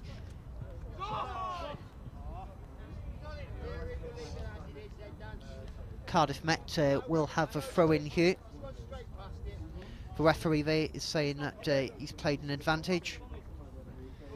Yeah, he's an experienced referee, this one as well. I've seen him referee I've seen him around on the circuit. He seems he seems like he has a good rapport with the players as well, and that's important. To be honest, it wouldn't have surprised me if he refereed me all those years ago. Well, how long ago were you talking? What's 20 years ago? My age. Comes up yet again. Yeah, my age comes up again. The referee brings this first half to a close. Cardiff Met will be very happy with that first half display. They go into the half-time interval, leading Durham 1-0 in this round of 16 clash. We'll be back after the break.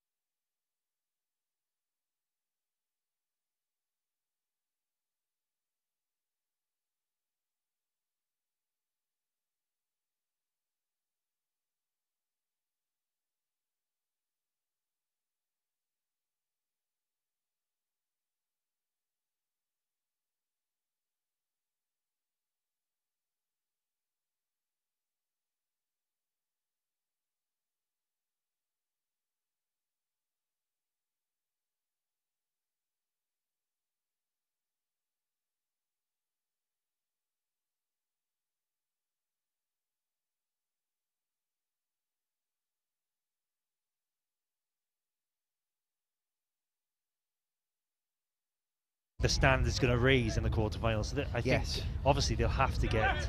I know they're scheduled to have an away tie as well, which will obviously be a bit more difficult of a task for the Archers. Yes, that is true. But the positive about having an away quarter-final, the semi-final could be back here if they get to it, and that could be a huge game. Absolutely. Maybe we're getting ahead of ourselves. We're not even, one game at a time. Yeah, we're not even in this one yet. Durham here now, they will really, really want to get into this game, not by misplacing passes like that one. Hadajonai there, headers the ball. Baker and Dion Phillips come to rescue. Hadajonai there, no nonsense defending. Yeah, wouldn't have fancied getting away with that one. It's Swindlehurst.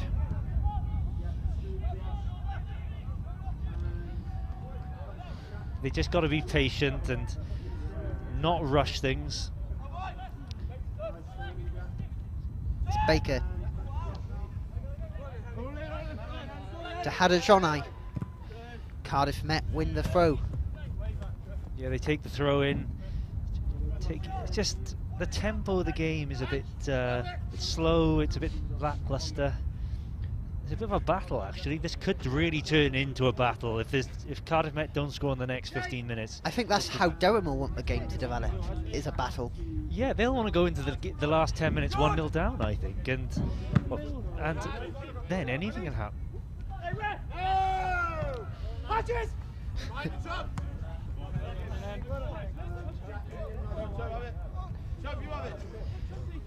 Cardiff Met Hugh getting a lot of throw-ins in his first spell of the second half. Hadajonai. Long throw there. Thomas challenges, and they get a second bite of a cherry, do Met. And we've been joined by Greg for a few comments here as well. What have you thought of this game so far, Greg? Well, I think Durham have actually done a really good job of just kind of spoiling this game. They haven't really let Cardiff Met have much possession for any great period of time, and it's been very scrappy in the midfield. A lot of balls up in the air, like there is now, and I think that suits Durham down to the ground. And I mean, they had 2 or 3 good opportunities in the first half that could have gone in. And I mean, like you said, Ross, 1-0 with 10 minutes remaining, anything can happen. They certainly look like they can grab one, and so I don't think it's Cardiff Met will be taking nothing for granted. Yes, I agree with you there. Yes, absolutely. I think it'll be very interesting to see how this game develops, but I think Cardiff Met Hugh will be wanting to avoid all that last minute, that last 10-minute battle. I think Met will be wanting to avoid that and get a second quite quickly. I think, Ross, me and you are recursed to this Cardiff Met Bucks team. I think every game we cover, I think it isn't the most entertaining of spectacles, is it? No, I've got to say, there haven't been that many entertaining spectacles, really. But as long as they win in the end of it, we don't really care, do we? Absolutely. Here's Chubb. The worst is when we sit through it and they lose, then we're all a bit depressed about it. Here's Guion Howell. Neil looks a very busy player there. He looks to pick out Alex Lang in goal. Alex Lang, it's gone out there, but like he's got a lovely little knock on him. You could certainly see why he would be on the books of a club like Swansea, can't you? Yes, definitely. You can just see, comparing the 2 goalkeepers. The Durham goalkeeper's decent goalkeeper, actually. Yeah, he made a good save off Flay, didn't he, in the first half? Just with Alex Lang, he has got that extra thing with the passing, hasn't he? And kicking and claiming the ball. He's not the biggest for a goalkeeper though, Alex Lang. No, he's not, but he has a good dive, doesn't he? He gets up well. Here we go. Durham here, they look to get their first meaningful attack of the second half. They look to break into a box, but the Cardiff Met defence stand firm.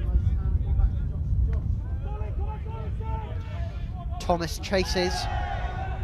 Appeals from the Cardiff Met faithful there for a free kick, but the referee has none of it. Good header there, that's exactly what you said, Ross. Yeah, Lang very comfortable. All-round goalkeeper. But to be honest with you, even before that, there was a chance for Cardiff Met on the break, and he should have carried the ball into the space, but instead he played the ball early to Thomas, and it turned into a 50-50 type ball. They got to just be a bit more careful with their passing. And there's goals in this game for them. They just need to make sure when they get into that final third or that chance to make the pass that they take care with it.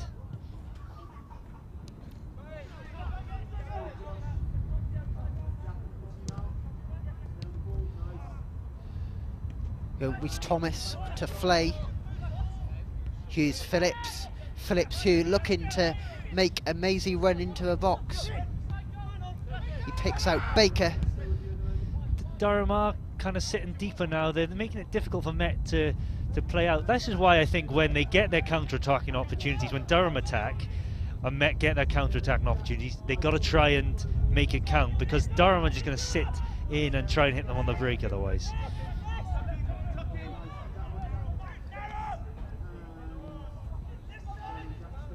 Yeah, Ross, you know, you've played a lot of football in your time. Knockout football, how nervy can a 1-0 be in a knockout game? It's actually, you know, it's so different to a league feel, and this is what I think with Cardiff Met as well. If this was a league game, I think they'd be a bit more like expressive and a bit more positive going forward. But I think they think in their 1-0 up, let's not commit too much, because it's a knockout tie-in. But there are going to be chances here. He's had a Jonai. He gets tackled off a ball. Swindlehurst intercepts. Swindlehurst looks like he's never been away. Yes, and he's actually, him playing centre back as well will help him ease back into it, because you don't have to do as much running at centre back. Earlier he was playing that left centre back role in the back three, and now you do have to do a bit more running, you're going wide, whereas here, there he is again. Commanding challenge. Yeah, you can see he's grown into the game as well. He has grown into the game. This is exactly how Cardiff Met will be wanting to play this game. They've penned Durham right back here. Greg, knockout games, do you think there's a special feel about them? Yeah, definitely. I think, you know, like anything can happen. I think Cardiff Met clearly, when you look at the league form, Cardiff Met definitely a superior side to Durham, but you can see now, you know, like you say, when it's just one goal in it, Durham will be believing, and Cardiff Met, you're probably right that they haven't been as expressive as maybe they would have been in a league game. They'll be in the back of their minds as well, that because it's a knockout game, you know, they concede one goal, the momentum swings. There just seems to be, with knockout games in any sport, there seems to be something slightly different, and yeah, it'll definitely be in the back of Cardiff. But I reckon they need a second goal, because it'll definitely be in the back of their minds, and they'll starting to get a bit nervous. Long throwing into the box there. I've got to say, Greg is correct. The second goal is key, because even though obviously free kick opportunity here, but before that, because if they don't, Durham have shown flashes, haven't they, going forward, that they could get a goal. So they just got to be careful, but this is a good opportunity for Absolutely, them. Ross. This is a great opportunity for Met to get that all-important second goal. Dangerous position here for Durham to concede a free kick. Yes, this is... They need to be disciplined, don't they, if they're going to get back into this game? This is one of those, though, it's kind of maybe a bit too close to get it up and down. Actually, the one on this is like a Juan Mata type player, just to dink it over the wall. Who's going to go for this? Is it going to be Neil? Or it's Neil! Oh, the ball there, very, very close to going into the back of the net. It's had the wall beaten, it all ends up. Well, to be honest with you, if I was the goalkeeper and that went in, I would have been absolutely fuming, to be honest, because the wall there didn't do its job, because I'm not sure how that ball ended up there. But should the goalkeeper have perhaps set up the wall better? Yes, but we'd have to see it again, but I'm not sure whether it went through the wall or around the wall. Either way, wasn't very well set up.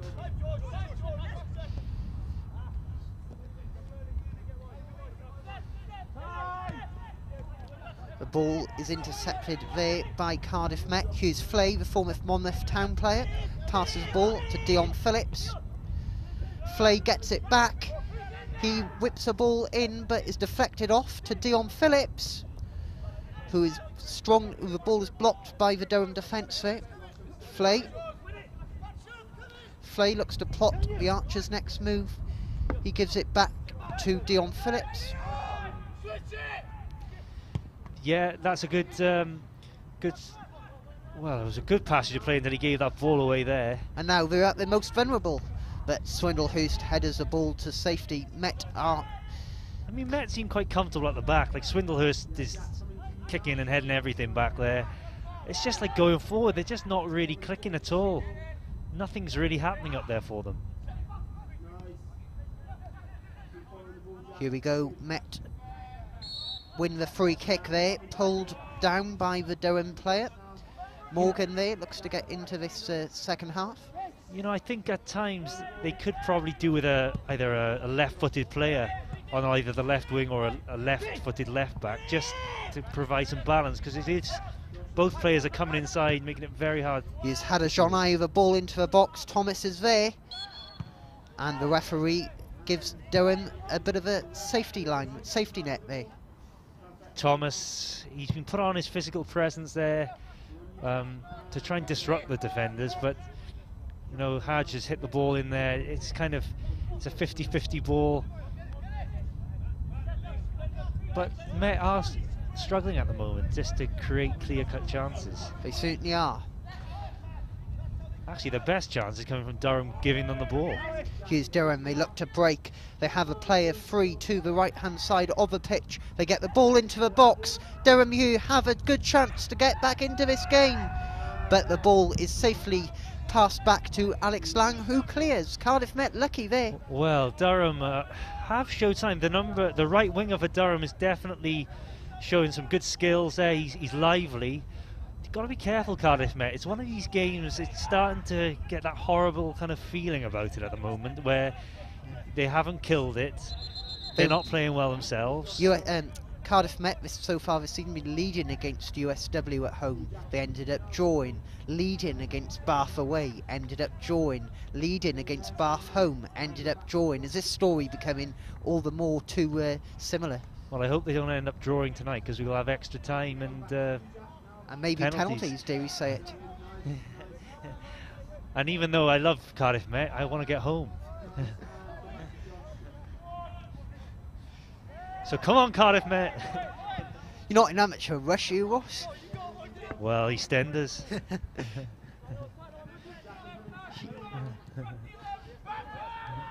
Durham Hugh, they have possession once again. They are starting to get a sustained period of pressure, Hugh. Sloppy there, Cardiff Met regain possession, but Dion Phillips there is unable to get the ball to safety. It's Hadajonai.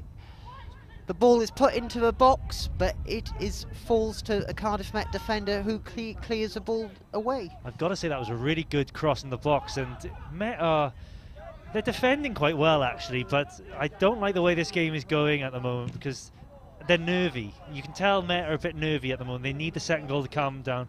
I think if they got the second goal, then a third and a fourth would come, but at the moment this is going to be a nervy finish.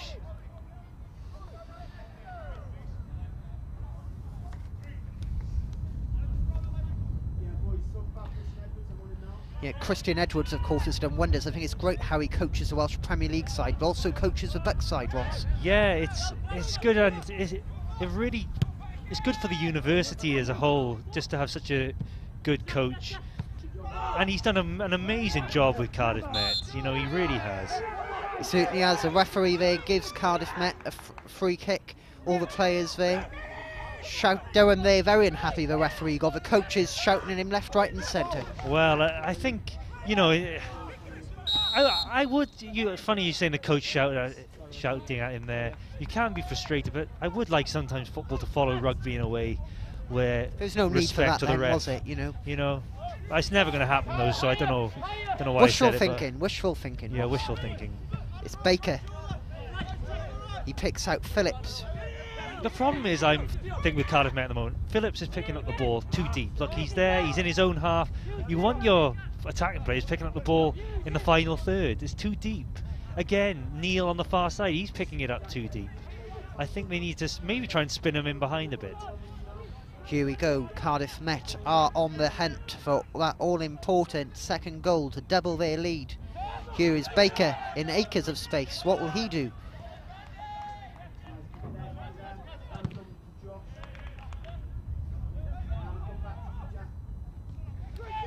Here is Swindlehurst to Chubb. Here's Hadajonai, the most versatile player in the country, I think. In Albania? I think in both. Yes.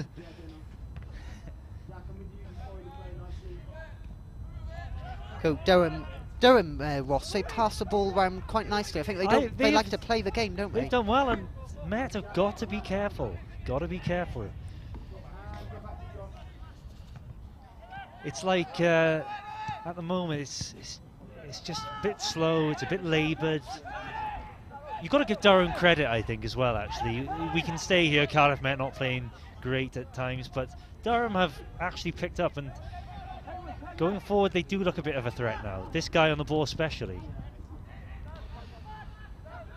Durham are enjoying more possession in this second half. They are into this game a lot more. The captain likes to run the ball at his feet, but the ball there is cleared to Thomas. Again, I don't understand what's going on with Cardiff Met there. Like, Flayer's got a lot of space to carry that ball forward. Instead, he's just launched one. Sorry, yeah, I just think I completely agree with you, Ross. They look a bit isolated up top, and they just keep, when they have an opportunity to counter, they just go far too fast, and then they end up with the striker just completely on his own. Oh, the ball there ever so nearly creeps in. Durham there coming very close to getting a leveller here at King Coyd. Very close, Ross. Gosh. My word, that was a let-off, because that ball, beautiful trajectory from the Durham player putting that ball in the box. And when it slices off, it can go anywhere. Luckily for Cardiff Met, luck of the draw, but this is not going well at the moment. Absolutely, Ross. I think Cardiff Met here, they really do need to get more of a possession in this second half. I think the possession stats have become more even in this half compared to the first. Yeah, and this always a set piece. These can bobble around and anything can happen. So let's have a look. Here we go. The corner comes into the box. It is met by a head, but is over the bar. Durham, they are starting now to get lots of shots on and attempts on goal. Yeah, well, a free header there, and again, he really should do better than that. He should at least hit the target. You know, he's got a good free header. Let off a Met. What will Christian Edwards do to react to this? Sub coming on. He turns to his bench there. I think he's telling someone to get ready and warm up. I think he's looking to change things up a bit here again. Yeah, I think he needs to, really. So substitution here. Is Thomas come off? Yes, Rhys Thomas going off. So Thomas is a first half substitute, so it's an interesting move there to bring him off. Yeah. It's clear he's not either. Well, Thomas could be injured, but I think more it could be a tactical manoeuvre, because Howell was doing well up front, wasn't he? He was. To start with. But Greg, it was interesting what you were saying earlier, actually, before you were cut off, about Cardiff Met. They were playing more direct, weren't they? Not giving them enough time to get up and support. Yeah, I think he was just stuck on his own, and then they were knocking it long. Whether you were completely right about how they should just kind of carry the ball up into midfield, wait for the wide players to get up and support, and then they can try and put something together. Because as it was, he was just on his own. Durham, who they are now got time against them. They'll be looking to get that equaliser sooner rather than later and make the most of this good pressure here they're creating.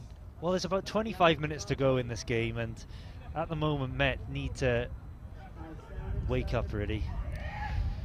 Dangerous looking ball there, but it is out for a goal kick.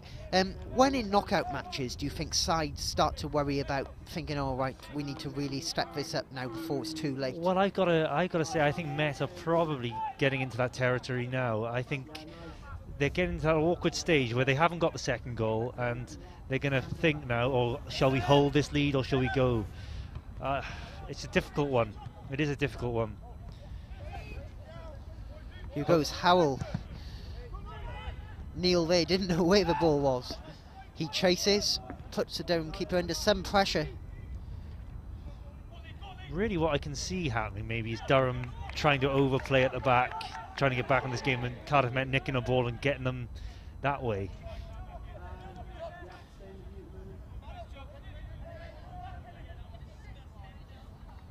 This has been a far trickier game than I expected, I must say. I think I underestimated Durham a bit. Here we go, massive throw into the box. It's a wild hack there by the Durham defender, and that ball has gone to Dion Phillips, but is marshalled out for a throw-in by the Durham defence. I think Durham will be, the defence especially, will be quite happy the way they've defended this game, actually. Apart from the goal, there hasn't really been many clear chances for the Met. But it doesn't matter really because they're 1-0 up, so that's the most important thing. Here's Morgan with a throw-in. Got a massive throw there by Rydian Morgan, and the ball is headed into the goalkeeper's hands. Rydian Morgan there is turned into Rory Delap. Yeah, that was good throw. You know, if you've got that weapon, you may as well use it. You know, some people look down on like long throws and stuff, but I really think if you've got it, use it. I think if Met do put them under pressure here at the back, they'll give it away. As you say, Ross, they give it away here.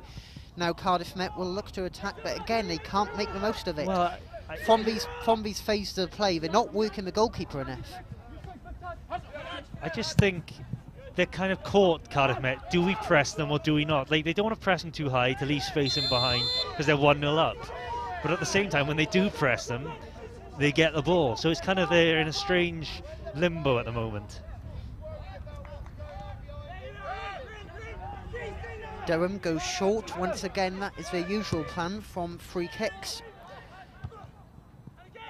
I mean, they've defended well, Durham, but on the ball, the centre halves not the most comfortable, I wouldn't say.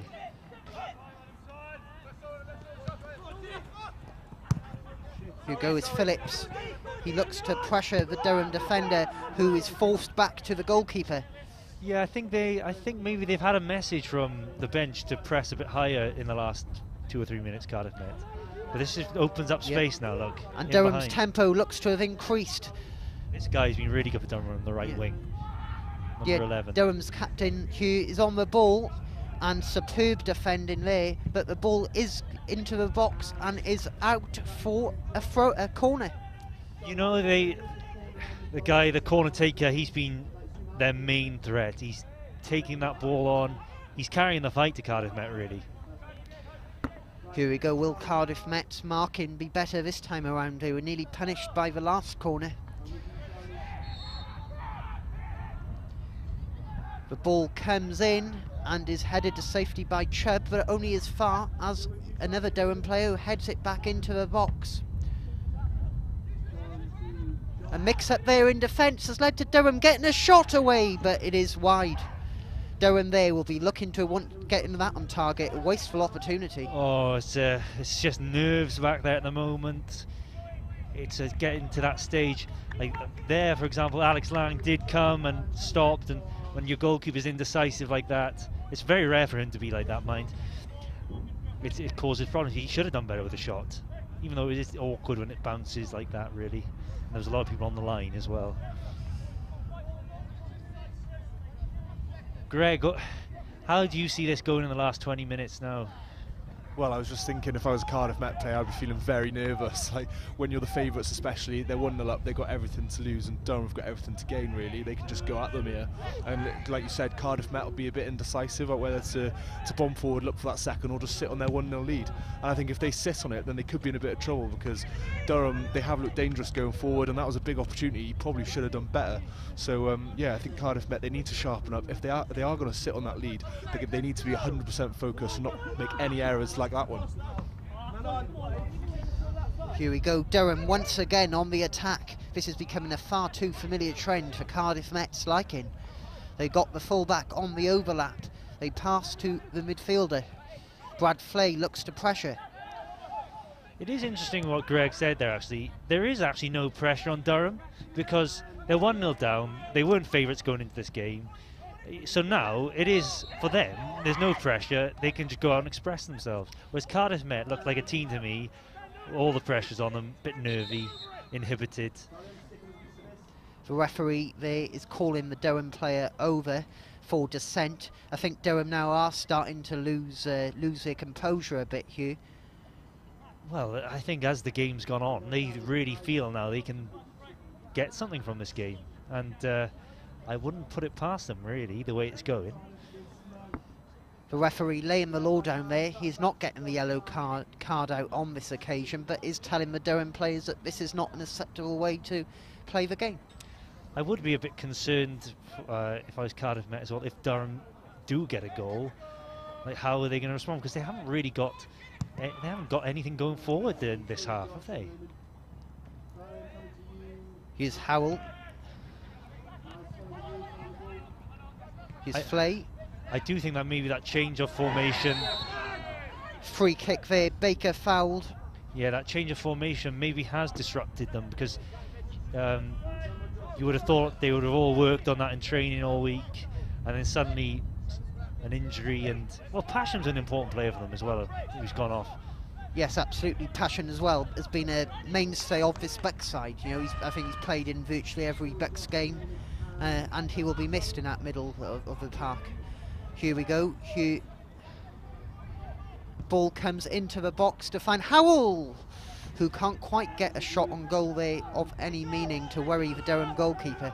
Yeah, it's a difficult one, that, for Howell. It's not easy when it comes in like that. It would have been a spectacular finish. Yeah, this goalkeeper unfortunately struggled with his kicks most of the I think game. there's been 3 or 4 wayward goal kicks from the Durham keeper. Yeah, it is interesting. I just heard Chubb say there, but tempo. It has just been, we've said it throughout, it's just been a bit of a dead game again, really, for Cardiff Met. No. Here's Hadajoni with a long throw. Neil has a ball. He can't quite get control of it, though. Flay palms it off. It's out wide to Phillips. Again, Cardiff Met have a throw-in. Here now, Cardiff Met are starting to get more and more into this game. Will they get the rewards? Here's Hadajoni. Phillips. Phillips here does well to turn and find Hadajoni. The assistant referee who does not know which way to give it, but he does decide to go with Cardiff Met. It's odd the tempo's not high, because last week against Swansea, under 18s, that was one thing I did notice about them. They were very... Tempo was high, but I must say I think Swansea under 18s, they were playing football and quite more open than Durham have been. So it did give them more space and things like that, really. But just now, just don't want to give away free kicks in dangerous areas. This is okay, but not in further up the field.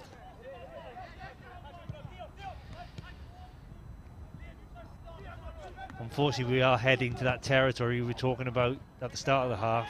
Last 15 minutes, 1-0. Yes. No mistakes now. Absolutely. Alex Lang here, comfortable on the ball. Alex Lang here will be looking to take as much time out of the game as possible. What is interesting, like you said, they're not in a rush. I think they are quite happy with this 1-0 and will be quite happy if it stays 1-0. Here's Flay, a tidy back heel there to Baker, who plays the ball forward. Here's Neil. Neil looks to attack. What I think they'll be hoping for, Cardiff Met, is in the last 10 minutes Durham overcommit some bodies forward, chasing the game, and then they can hit them on the counter and get a second. I think that's going to be their hope. Cardiff Met, this is exactly how they want this last period to pan out. They're winning free kicks, who, of course, free kicks take time out of the game. This is exactly what the Archers will want from here on in. They're not the biggest side, Cardiff Met, looking at them there. Durham should be able to deal with this, but you know, sometimes if it's a good enough delivery, it's very hard to deal with.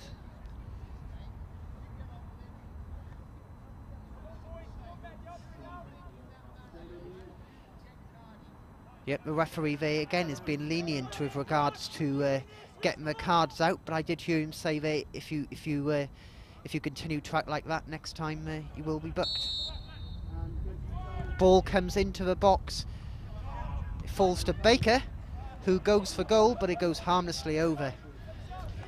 Well, I must say the delivery into the box wasn't the best. It was well headed out, but Met will be disappointed with that delivery. I know Baker's had a speculative shot there which has gone over, but he did the right thing actually, because you don't want to lose it in that position. That's the last thing you want to do. So actually this is let them regroup and go again. According to Google Maps, it takes 5 hours 16 minutes to get here from Durham. They'll be wanting to make that journey worth it, won't they? Yes, and fair play to them, they have actually.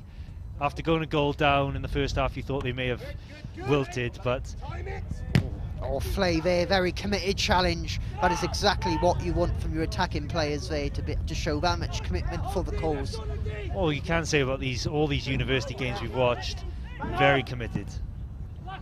Hadajonai to Baker. The quality at times has been disappointing in the final third, from both teams really. That's a good touch there though.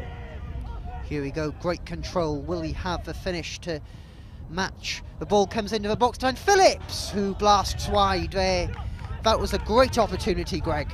Yeah, I think he needed to do better there. He just kind of lashed at it. He was better off just he hit it with the side of his foot, probably better off going for the laces. I know it's easy to say from up here, but it did come at him quite fast. But that was a really good opportunity, and he'll be ruined missing that.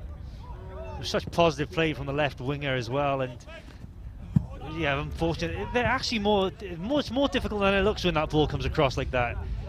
It's not as easy as it looks, but you would have expected him to maybe hit the target. But there was a defender in the way as well. He's had a Jonai with a throw-in. Neil is on the chase. Concedes a free kick in the process here. Durham now, they really are heading to last chance saloon. Yeah, well, we've got about 12, 13 minutes left. It's for them, they've got to go for it now, Durham. They really got to go for it. I'm a bit surprised they're kind of waiting for it now. They need to go for it. Chubb headers a ball. Flay there does great to win the ball. It's Gwion Howell. Wasteful pass there. Yeah, in the end it's got to him, but Tom, you are right, it's gone behind him. It needs to be ahead of him. Here we go. It's Howell. It's Howell! Again, narrowly wide. That was a great opportunity there for Howell. He did superb, did Gwion there to turn and strike the ball. Well, I must say, it's been a vast improvement actually when Howell's gone up front. He's done well. And even there, that shot wasn't too far off actually. Hadajonai headers the ball up. Durham will now be really looking to get that goal sooner rather than later. They play out to the left-hand side. They get the ball into the box, and hits the outside of the post. It is out for a goal kick. Good play from Durham there, but wasteful in the end. Yes, it looks close, but it's not close because it's a wasteful cross. But Met, they got in behind again. But Durham have certainly now got to roll the dice. They've got to throw men forward, and this is going to create space for Cardiff Met to hopefully get a second goal. Durham, you have made a substitution. I wonder if this will result in more of an attacking style of play from the away side. Well, they may as well go for it now, Tom. Like you said, it took 5 hours, 16 minutes to get down here. You're 1-0 down, 10 minutes to go. Just go for it now. Like you say, they've made a long journey, and now it's a long shot for them to win it from you on in. Yeah. Here's Swindlehurst. That's a very tasty challenge there. What will the referee do? He takes a minute to compose himself. I've got to say the referee's done well there. If that was Premier League, I wouldn't be surprised if he got sent off. Exactly, or this day of card. age. But challenges like that, I like to see him in the game, don't you, Ross? Yeah. He did get part of the ball there, so was it excessive? Well, who knows? But was it in your opinion? Well, no, not really. But like, I'm telling you, in the Premier League, maybe you would have got a yellow card at least. Here we go, ball into the box from Durham. But again, it goes harmlessly out for a goal kick. Yeah, they have defended pretty well though, Met, all game. It's been quite a solid performance, and they've had to really, because having said that, you're in a knockout phase of a cup competition. You're not going to get an easy game, are you? Absolutely, and I think an interesting point about this Bucks setup is, you know, it's good to see that sides may finish bottom of a regional group like Durham had, but it's good to see that they are competitive and can come, you know, all the way down here and put up a, you know, a committed showing. Yeah, because to be honest with you, yeah, they may be bottom of their regional group, but we don't know what their region's like. There could be 5 very good teams in that region. You don't know. And also Durham haven't had it easy, you know, in that North group as well. It's done over a wide spread geographically. They've had to go up to Scotland, then down to the Midlands, you know, so they've had a lot of travel. The referee there awards Cardiff Met a free kick. Yeah, free kick. But like you said, Tom, if that's the case, then I can see maybe they're not as bad a side as you thought. You know, the 7 teams are more geographically closer together compared to the North group, so I think they, you know, travel would have taken it out of them as well in the North group. Yeah, because you think about it, well, Cardiff Met in our group, we play USW, we were based in Cardiff, we Swansea, play you know, Swansea, an hour away. Bath, so it's all very close, so they're not all going to be that close, and not all going to be great teams, are they? Exactly. Brad Flay there is like a rash who won't go away for the Durham players. He tried a professional foul there, but just didn't get there. He's had a Jonai. He marshals the ball out for a corner. That is safety first defending. This is what we were saying. This nerviness. It was good defending from. The referee is now going to his pocket. I think he's had enough now, and he does show a yellow card there. Yeah, Brad Flay. That was for his challenge down here. He did try and just chop him down.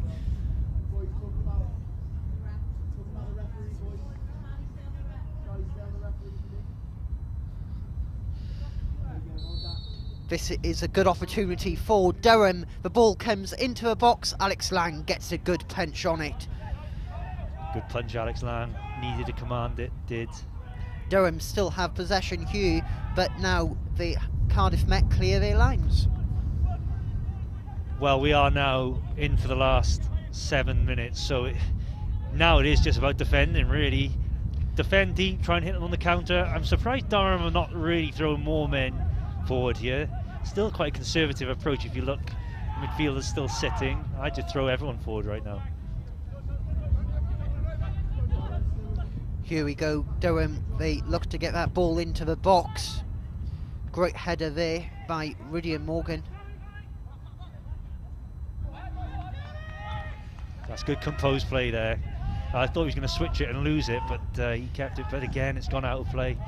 Yes, Neil today has looked a complete player. He's looked creative, he's looked a goal scorer, but also he's looked composed. He's looked comfortable on the ball, and he looks a very intelligent player as well. Yes, and obviously he's got the all-important goal. 4 passes, he's done well to keep that in. Yeah, that was coming at him at some speed there. Great challenge there by Neil.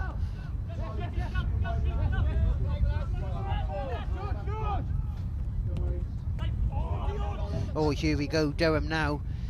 Again, look to attack, attack, attack. That will be their instructions for the remainder of this game.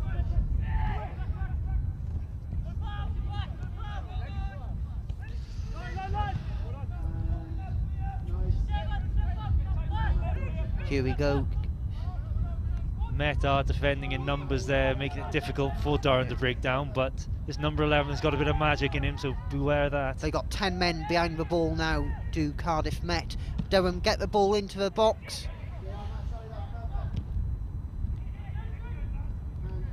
That's what I mean. And now they'll be looking to get out, will the Archers, which they do.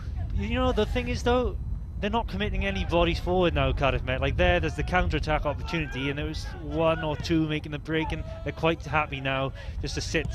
And it's going to be a nervy last 5 minutes for us, I tell you.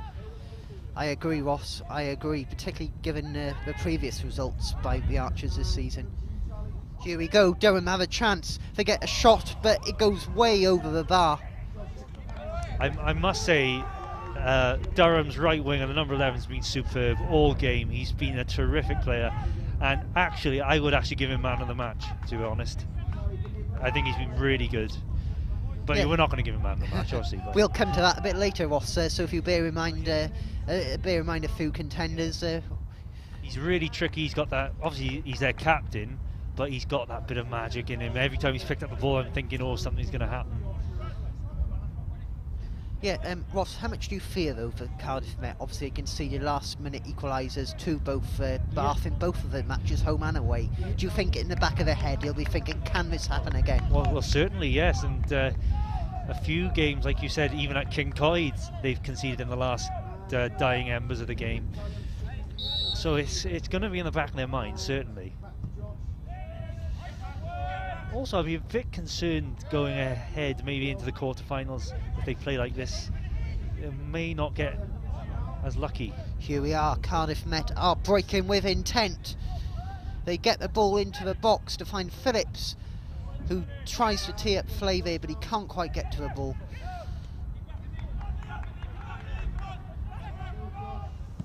Durham here, they pick out a player to the right-hand side of the pitch. He has the pace. And he tries to get a shot off, and it is deflected out for a corner.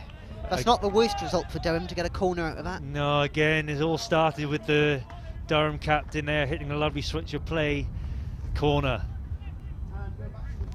What will happen here? I think everyone here at King Coyd is really, really awaiting this last few moments of the game. Anything could happen. The ball comes into the box, but is cleared by Cardiff Met once again. It is headed back in. Well, now they are throwing everything out. Oh, here we go. Durham player was free there, but couldn't quite control the ball. Oh, very, very panicky out there from both sides at the moment. It's like head tennis out there at the moment. It's so frantic, Ross. Well, now they are throwing the kitchen sink at them. They really are coming. The ball comes into the box, but Alex Lang collects. Yeah, Met are nervous. We knew this was going to happen. We called it, and with 2 minutes to go, we just hope they can just see it through now, really. You say there's 2 minutes to go now. I think is the right time to pick the man of the match, Ross. There's been several standout performances. Alex Lang made a few superb saves today. Rudyard Morgan as well has looked good, as well as Guyon Howells up front. He's looked good as well, and Baker. So who are you giving it to? Yeah, I'm actually going to give it to Swindlehurst, actually. I think he's been really solid at the back. Here we go, Durham attack. Great defending once again, but the ball is still in Durham's possession. They get the ball in, and the number 16 is free, but Lang goes, oh my word! Durham have equalised! It has happened again. Cardiff Met keep on conceding these late equalisers. Yeah, we called it, Tom, and it's a bit of a sickener, really. It just bobbled around. They got a bit of a great save from Alex Lang, but it just bobbled around and just finished it. Couldn't miss then, but unfortunately just didn't quite see it out. Absolutely, Ross. Just as you think this game was heading one way, it changes direction, and my word, what a game we have had now. What an ending we have had. Yeah, it's been...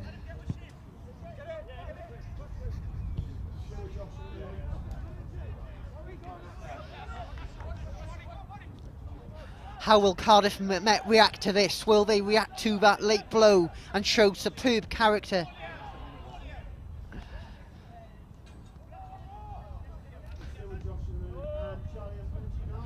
It's Hadajonai.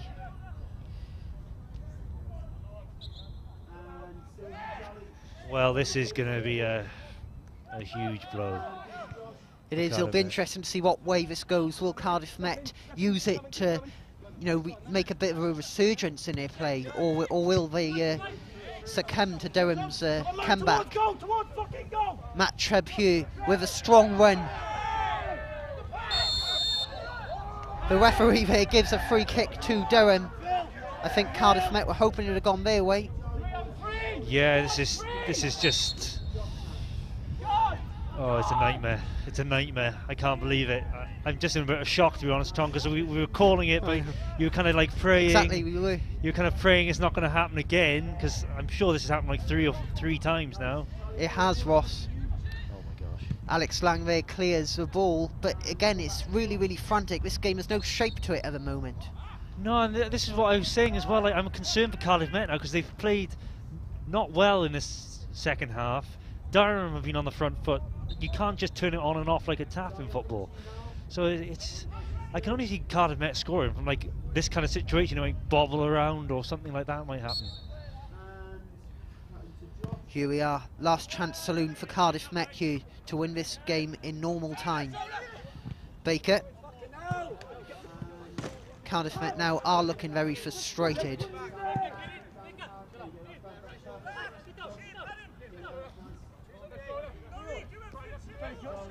The referee there with a glance at the watch. There can't be much time left.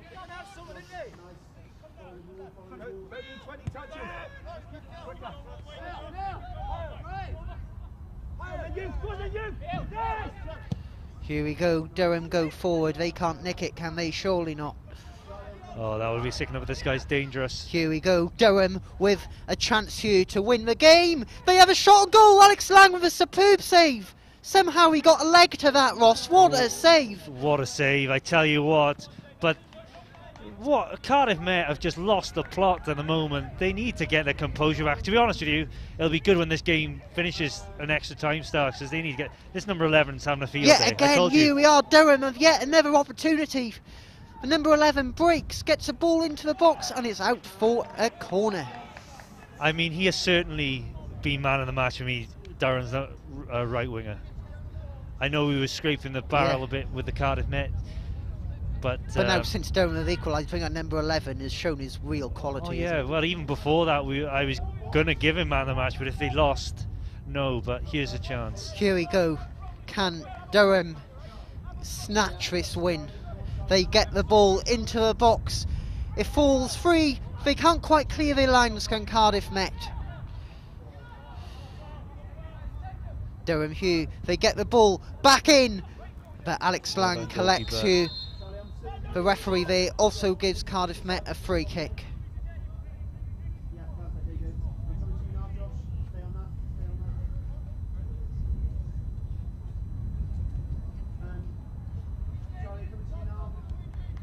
This is going to take a bit of time out of the game now, isn't it? You know, safety first. Obviously, there's a bit of a nasty collision there from Alex Lang in goal. Yeah, that's true. See, a lot of kids' training session is about to take place after this game, so that might be delayed now. Yeah, that's true. There's a lot of delays happening today.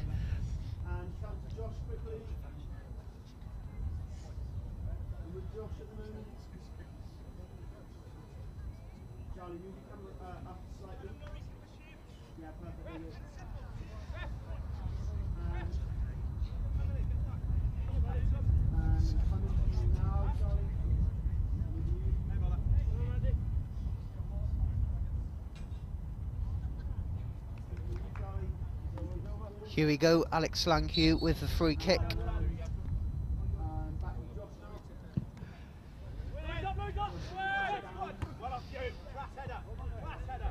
Here we go, Swindlehurst there puts pressure on for Durham to lose the ball. They have a last opportunity here, do Cardiff Met. The way this is going, I can see Durham winning it, or it going to penalties, to be honest with you. Cardiff Met are not giving us anything going forward. But long throw opportunity. Can Hadj? This could happen. Ricochet. This could happen. Cardiff Met now. They need to, they need to pick up their heads and say we can win this game in normal time. Here we go. Long throw into the box. It is headed into a dangerous area, but Durham do clear their lines. Here's Hadajonai. Oh, that was a fearsome attempt there. The ball is played out, but can't be quite kept in. Here we are, Hughes the final whistle here of normal time. It finishes Cardiff Met 1, Durham 1. We are in to extra time.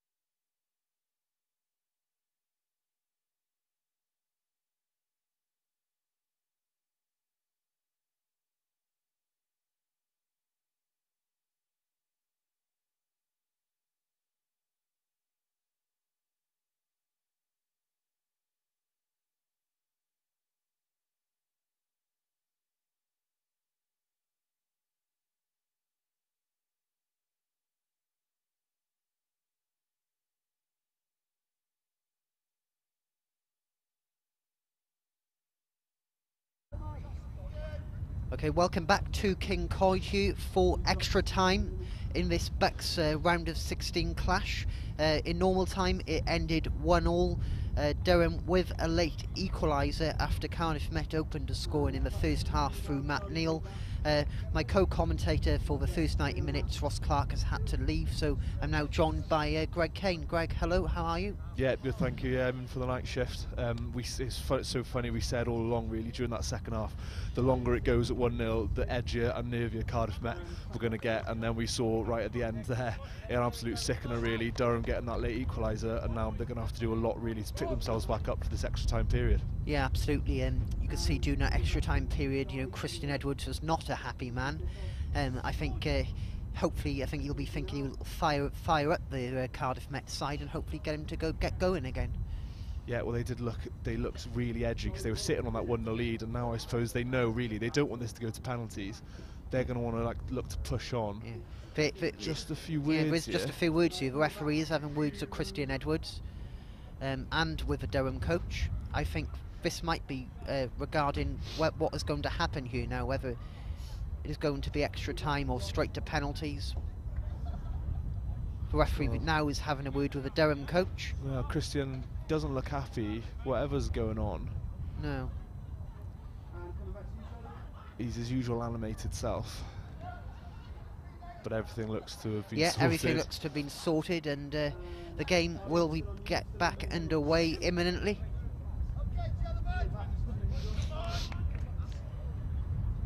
Here we go. The referee sets his watch, makes sure both goalkeepers are ready, and off we go again.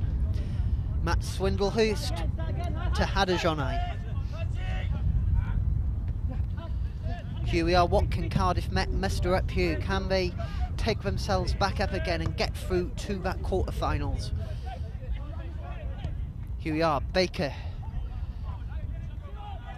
out to Phillips. Phillips here looks confident carrying the ball. Here's Flay. Flay goes for goal, but that's not going to test the goalkeeper, Greg. No, but it was a positive start from Cardiff Met, and that's exactly what they would have wanted there. They looked a bit more confident playing it around the back, which is exactly what they need. Get into those dangerous positions, and he probably could have done a bit better with the shot. Would have liked to have it on target, but it's definitely a positive start to this extra time for Cardiff Met. Absolutely, I think Durham here, I think it'll be interesting to see, you know, how long they can hold it, because obviously it's such a long journey down here. That must have taken quite a bit out of them, and now obviously the match going into extra time. Yeah, definitely, but also momentum plays a massive part in these cup ties, and the momentum certainly with them after getting that late goal. Cardiff Met will be feeling very deflated, and they're going to have to do a lot to keep themselves motivated for this extra half hour that they definitely didn't want. Here we go, Flay muscles in and gets the ball. He plays the ball out to Guion. The ball is crossed in and is netted home by Neal. Yet again, that is Neal's second goal of the match.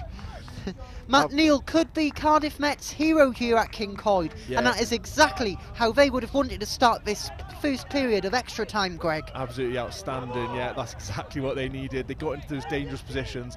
Durham didn't look too switched on. They got down that wide channel that Durham had defended pretty well for the 90 minutes, but yeah, it was a really well taken there, great finish. Absolutely, I think that will settle Cardiff Met down now, won't it? But I think what Cardiff Met need to do here, I think they need to continue to play this way. They don't want to sit back like they did towards the end of the match and risk Durham getting yet another equaliser. No, exactly, yeah. They don't want to make the same mistakes they did in the first 90. They've got to just keep on going on the front foot, keep hold of the ball, and don't give Durham a sniff, because we know that they are dangerous in that final third. Here we go. Neal is on hunt for a hat-trick. He wants that match ball.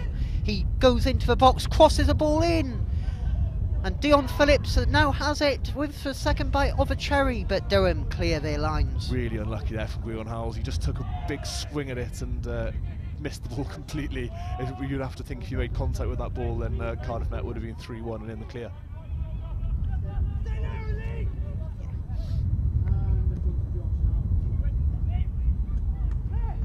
Commanding header there by Matt Swindlehurst. Brad Flay plays the ball down, but the referee does give a free kick to Durham. Yeah, I think right decision there from the ref. Definitely was a bit of a shove in the back there from Swindlehurst.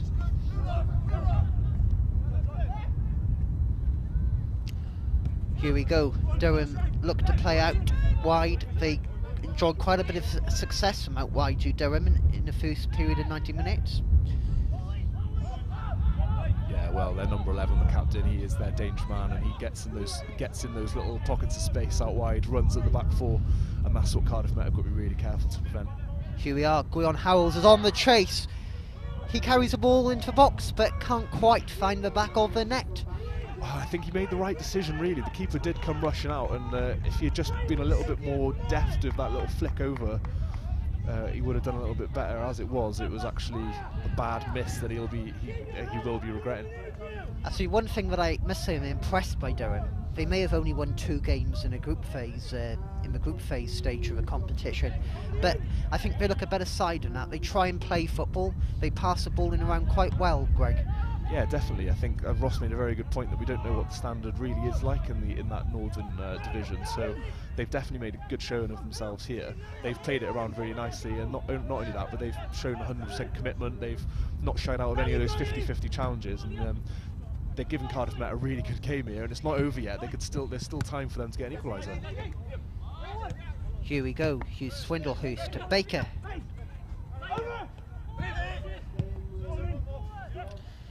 Swindlehurst. Cardiff Met launch a ball upfield. They look for Dion Phillips. It's Brad Flay. To Baker. Here we are, Hughes Flay. Baker launches a ball out wide.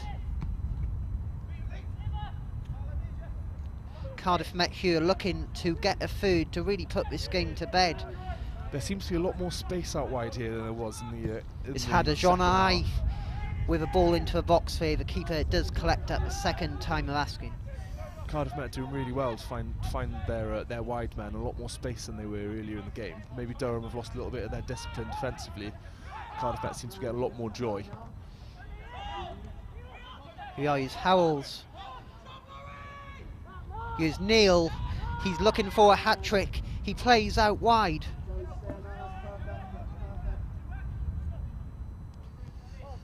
Here's Flay. Here's Baker. Cardiff Met here now do look composed again, Greg. They look like they've settled down and have regrouped after that late blow. Yeah, this is perfect for them, but they have to make sure that they remain 100% focused and they keep on with this front foot football that they're playing.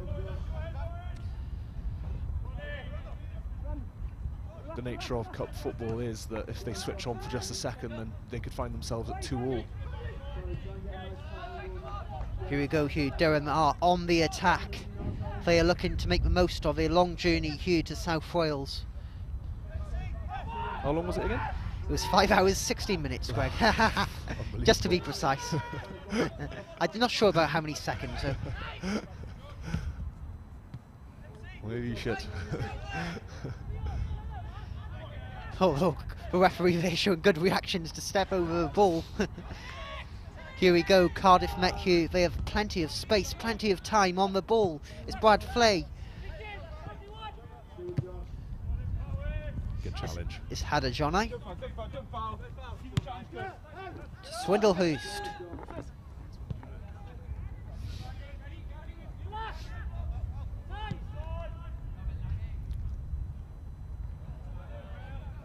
I think Cardiff Met have been a bit more pragmatic as well in this extra time period. Instead of trying to play it about in the middle and risk losing the ball, they're just knocking it long, coping with looking to cope with those second balls, then picking it up like they have now. Absolutely, Cardiff Met here are looking to attack. This is a great run here.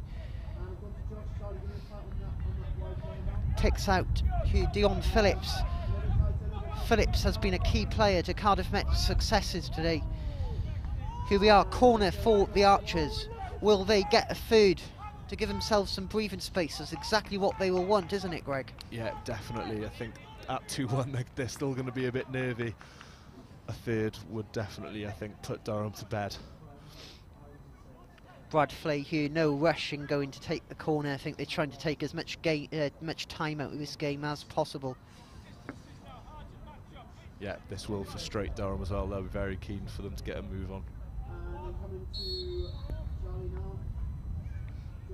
Here we are, the corner comes in, but the keeper collects.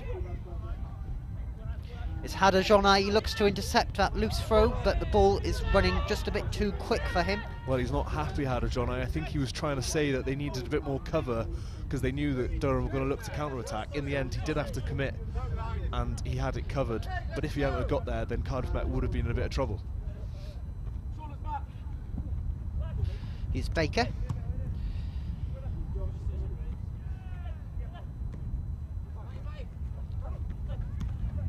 Here's Matt Neal, he's a real battler.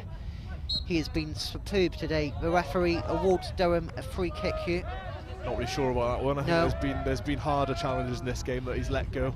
Yeah, exactly. Really I thought the referee had a good first 90 minutes. I think he had a good sense of the game. Here we go now. Durham look to get that equaliser yet again, but they can't quite find a way through this very organised Cardiff Met defence.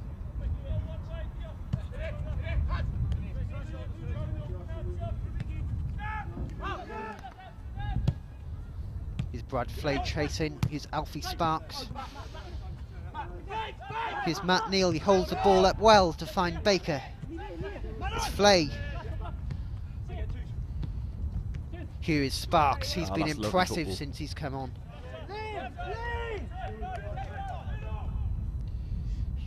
Here we go, Neal.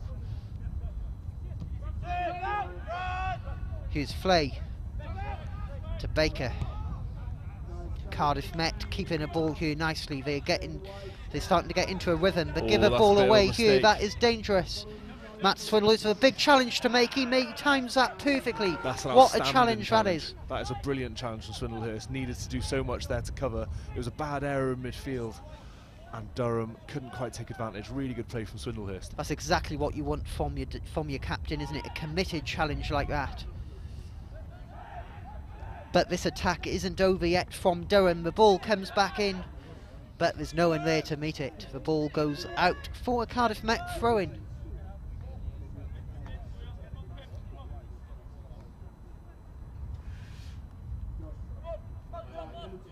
You can see what Durham are trying to do here. They've put 5 men in this little area. They're going to look to just close Cardiff Met in. But if they can get round that Cardiff Met, then there will be an opportunity for them to attack. Here we go. Durham, once again, their captain has been a standout performer for them today. He has been at the heart of all of their attacking play.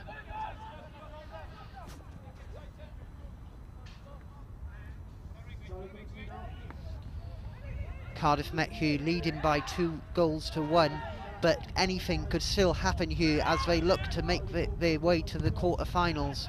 It's been a committed shift from all players on the field today. They've really worked their socks off.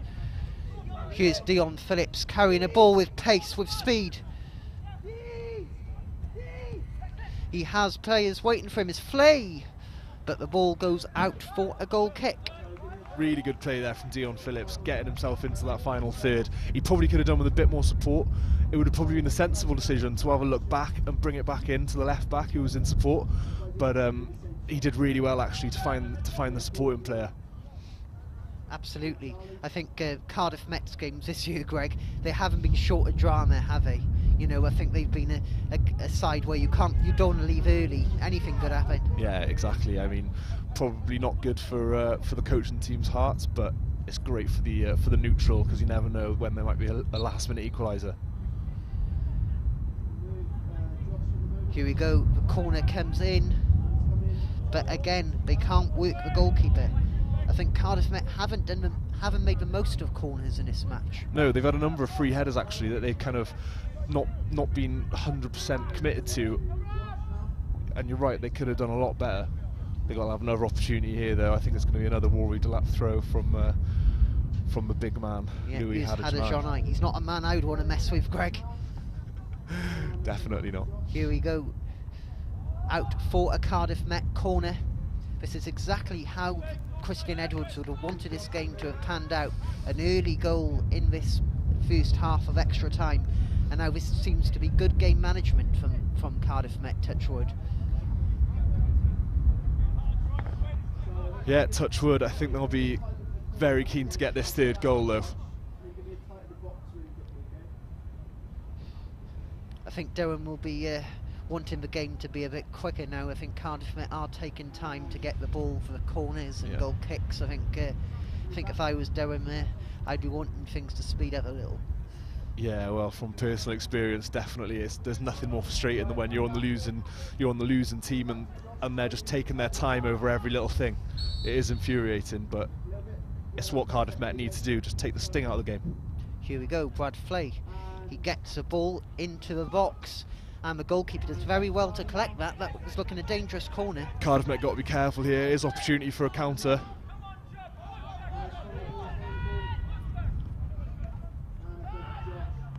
Here's Treb.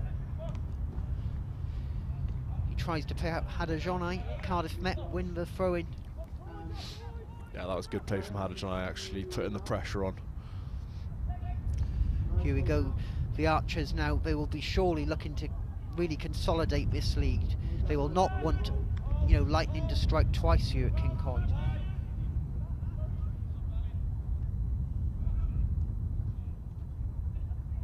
Dion Phillips. Back to Baker, who launches the ball into the box to try and pick out Flay there.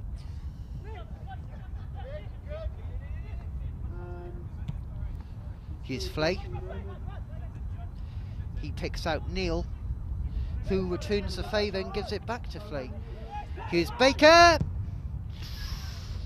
Whistles over the bar, not far away there though, Greg. No, it was a great strike from Baker, actually. Had a little look, great technique with the laces, but it was rising all the time from as soon as it left his boot, really. The referee there with a glance to his watch. There can't be long left of his first half of extra time. Hadajonai safely back to Alex Lang. Here's Baker, very committed performance today.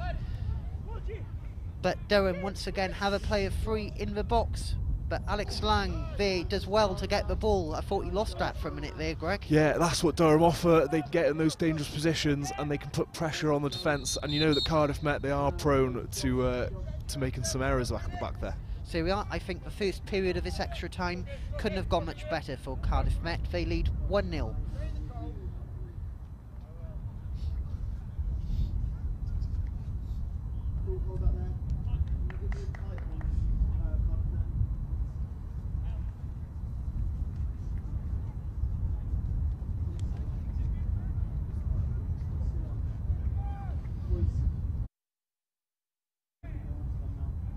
Okay, Cardiff Met, who I think 2-1 up, Greg. They'll be looking to really consolidate this league now into the second half of this extra time. Do you think they will look to attack you and get a third, or do you think they'll sit back and try and protect what they've got? It's a tricky one because we saw when they were sitting back and trying to protect what they had in the first 90 minutes, it didn't end very well for them. But I think they do need to just they need to be pragmatic rather than throwing men forward, going for that third goal. They can still attack, but be a bit more conservative, hold a few men back, like the full-backs, like what they've been doing since they took the lead, and just make sure that Durham don't get a sniff, because like I was saying towards the end of the first half there, if Durham do get an opportunity, they can force some errors in the Cardiff Met defence. Yeah, one noticeable thing that I've noticed today throughout the match is how committed the players are. They really are putting in a shift. You know, the likes of Baker in midfield, he's run his absolute socks off, as well as Hadajonai and Neil and Dion Phillips out wide. They really have put in 100%. Yeah, definitely. I mean, the commitment's been outstanding from both sides, really. We've been raving really about their captain, number 11, and you can see that every single ball he's chasing down like his life depends on it. He's marshalling his teammates, screaming at them, getting them in position.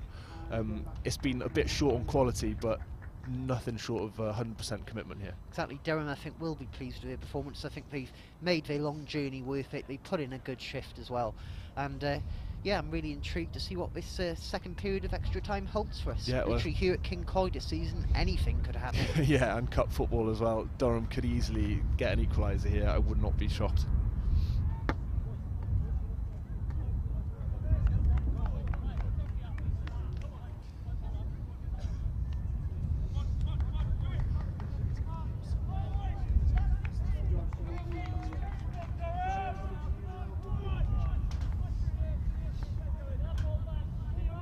Here we go, here the referee will get this final period of the match underway.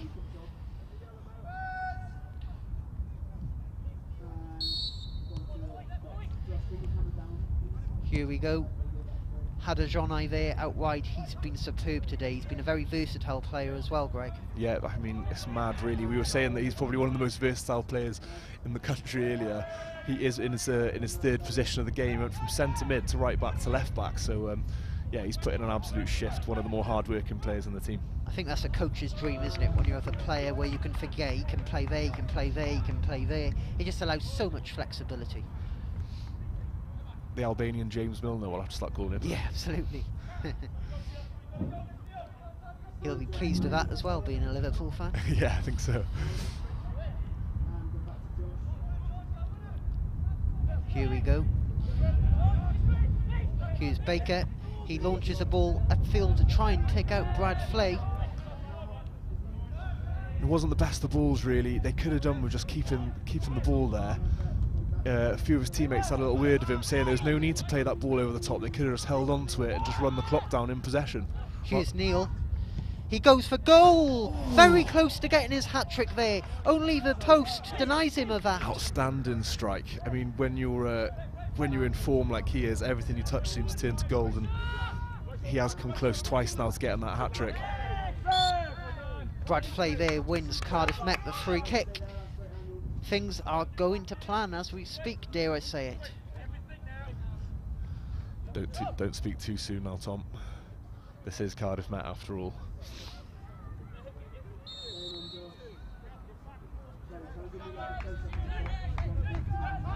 Here we go, ball into the box. It's Dion Phillips there. Brad Flay tries to wrestle the ball off Durham, but now Durham are on the break. Alex Lang clears upfield. That is... 1 minute there, I think we thought that was going in. There was a high-hanging clearance there. I couldn't quite call it a shot. There was a split second there where you thought, hang on, this might be dipping just under the crossbar. In the end, I think the wind caught it, but yeah, keeper was off his line. Why not have a go?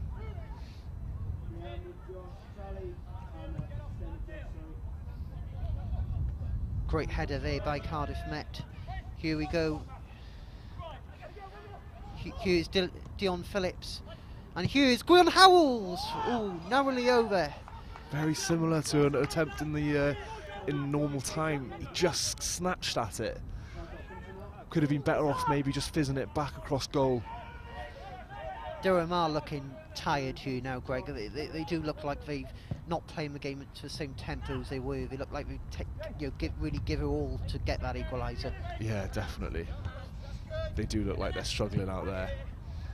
But you know, 14 or so minutes to just go for it. Here's Matt Chubb, once again a stalwart of the Cardiff Met defence.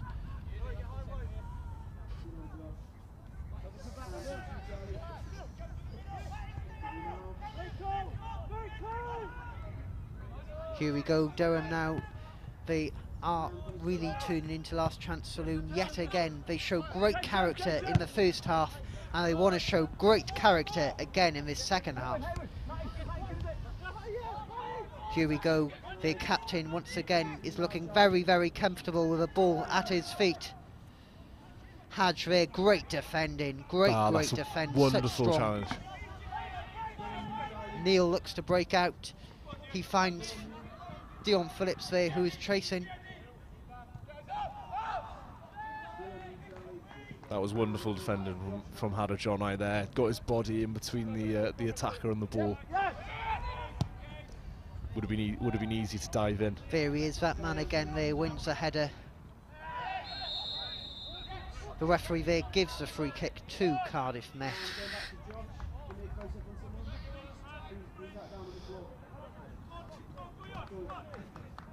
Hadre looks absolutely knackered. He has really given his all, hasn't he? He's a player, I think, which, you know what you get, don't you? You know when you put him into your side, you know he's a warrior. Yeah, never doubt Hadre's commitment.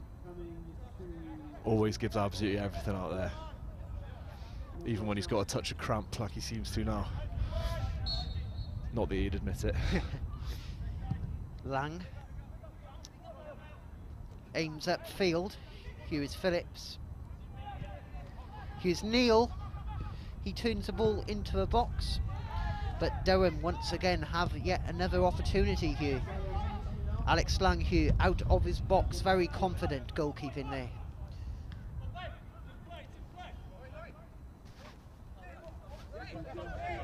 Here we go, Durham once again here now. Really want to be causing trouble for Alex Lang. They want to be getting a shot on. He hasn't really been worked in his second period of extra time so far. No, I think Durham, they made a few little... Oh, hang on. He is onside here. Is Dion Phillips, but he can't quite dink the ball over the goalkeeper. No, should have done better there. Probably would have been better off just getting on target rather than trying to be clever and dinking it over the top of him. The keeper never really rushed out, was never really on there to try and dink it. Durham, they play it to the left-hand side. He cuts inside here.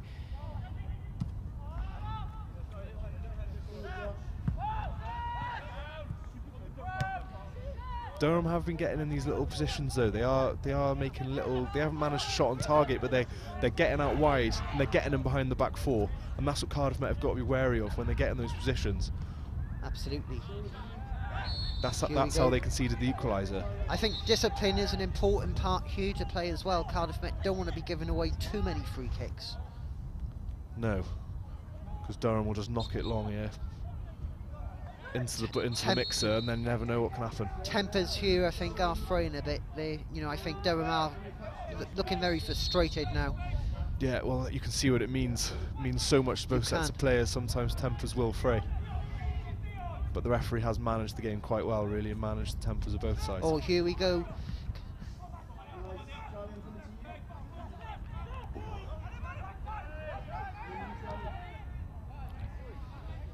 Ball there goes harmlessly out for a throw-in. Cardiff Met are looking likely here now, I think, to close out this.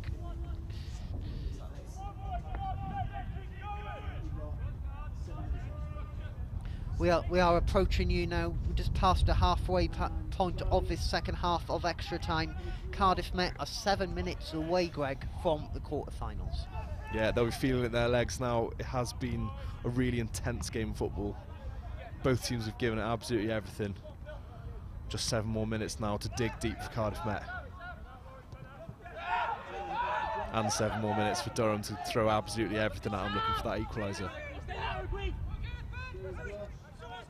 This is the beauty of knockout football, isn't it? That you can never say never, can you? No, Durham will be throwing the kitchen sink now, and we did see at the end of the first period a normal time. But they have got it in them. Here's Neil. Cardiff Met here will be looking to put this game to bed 100%. Here's Dion Phillips. Oh, there we go. It is 3-1 to Cardiff Met here. Cardiff Met here now are on the verge of the quarterfinals. What a goal that was. That was absolutely lovely. None of this long ball. It was lovely one-touch play between the front three there, and an absolutely lovely finish as well. I think Cardiff Met have been really good. They've approached this extra time period with great confidence, and you know, their heads could have quite easily have dropped, but no, the heads hadn't dropped, and you know, they picked themselves up again, and they look like now they are heading to the quarterfinals. Yeah, and I think a lot of credit has to go to Christian Edwards as well. We could see him at the end of normal time. He was ranting and raving really at the players, but that's probably what they needed: get their heads back up and reinvigorate them and give them that initiative to go and get these 2 goals that look like have secured them the win.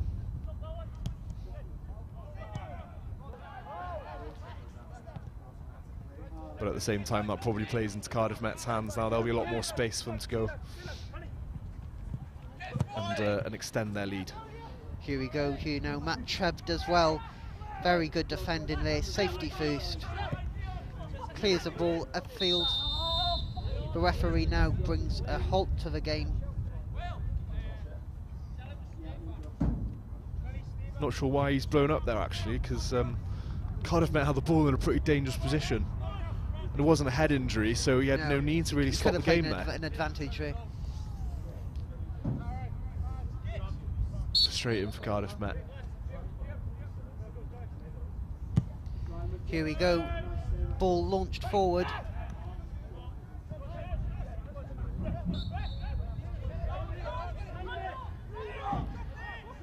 I think now Cardiff Met, I think really should be pleased with this performance. I think, you know, there's been doubts perhaps, you know, conceding late goals in several matches through the league season, but now coming back in this fashion, I think will give them a lot of confidence going into the last 8. Yeah, definitely. I mean, they showed a hell of a lot of character to prove really they can come back from that. It's a big setback. There's nothing worse than conceding a last-minute goal. But they've done so well to pick their heads back up and go and grab the 2 goals that they have had. And like you say, it'll give them a lot of confidence going forward.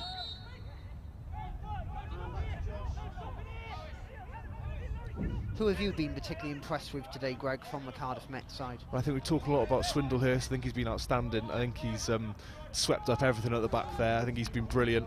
Everything seems to go through Flay as well. I think he's had a good game. He's very creative. Brings a lot of physicality for his size. Absolutely. Durham Hugh looking for a last chance, but they can't quite get a shot on target there to worry Alex Lang and to give him a way back into this match. I think now, I think this game now has kind of reached a point now where I think both sides are set the score. Yeah, I don't think Durham are going to come back from this now. It would take something extraordinary really for them to get anything from this now.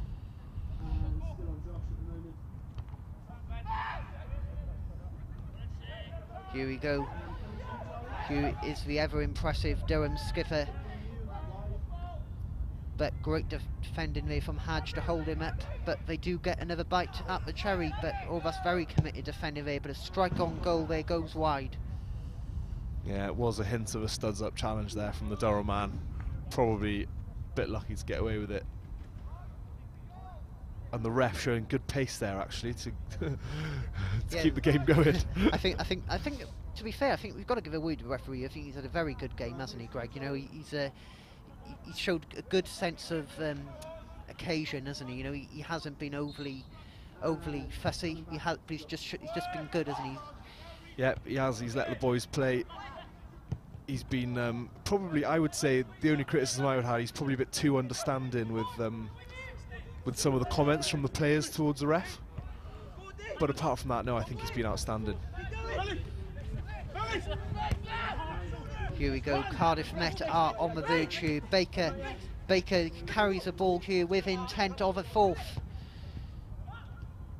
Here's Dion Phillips, gives it back to Matt Neal, who goes over yet again, narrowly denied a third goal here. He'd be very disappointed with that. You would have expected him to score from that range.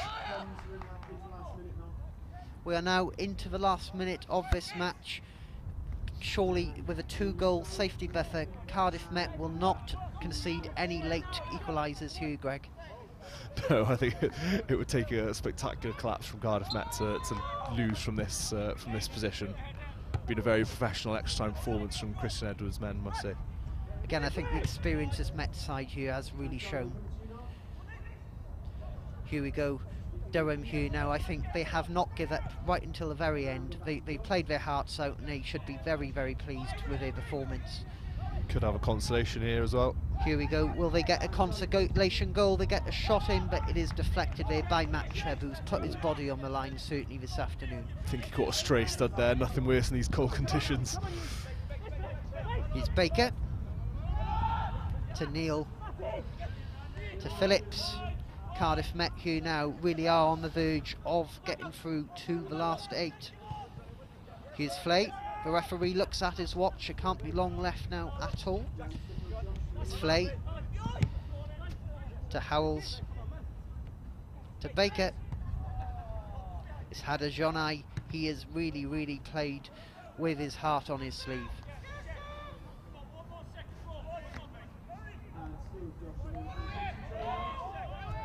Durham here now getting everyone forward. Cardiff Met once again remaining resolute here as we approach the dying moments of this game. Yeah, fair play to Durham. They've given absolutely everything, and they're looking a bit knackered now.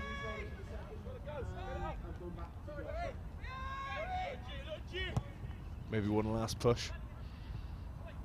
One last push here from Durham, but Cardiff Met are playing with cool, calm and collected. Oh, that seemed a nasty collision there. Heard that. Another stinger. Absolutely, I think this sums up the game, doesn't it? You know, both sets of players, you know, really wanted to get through to the last 8.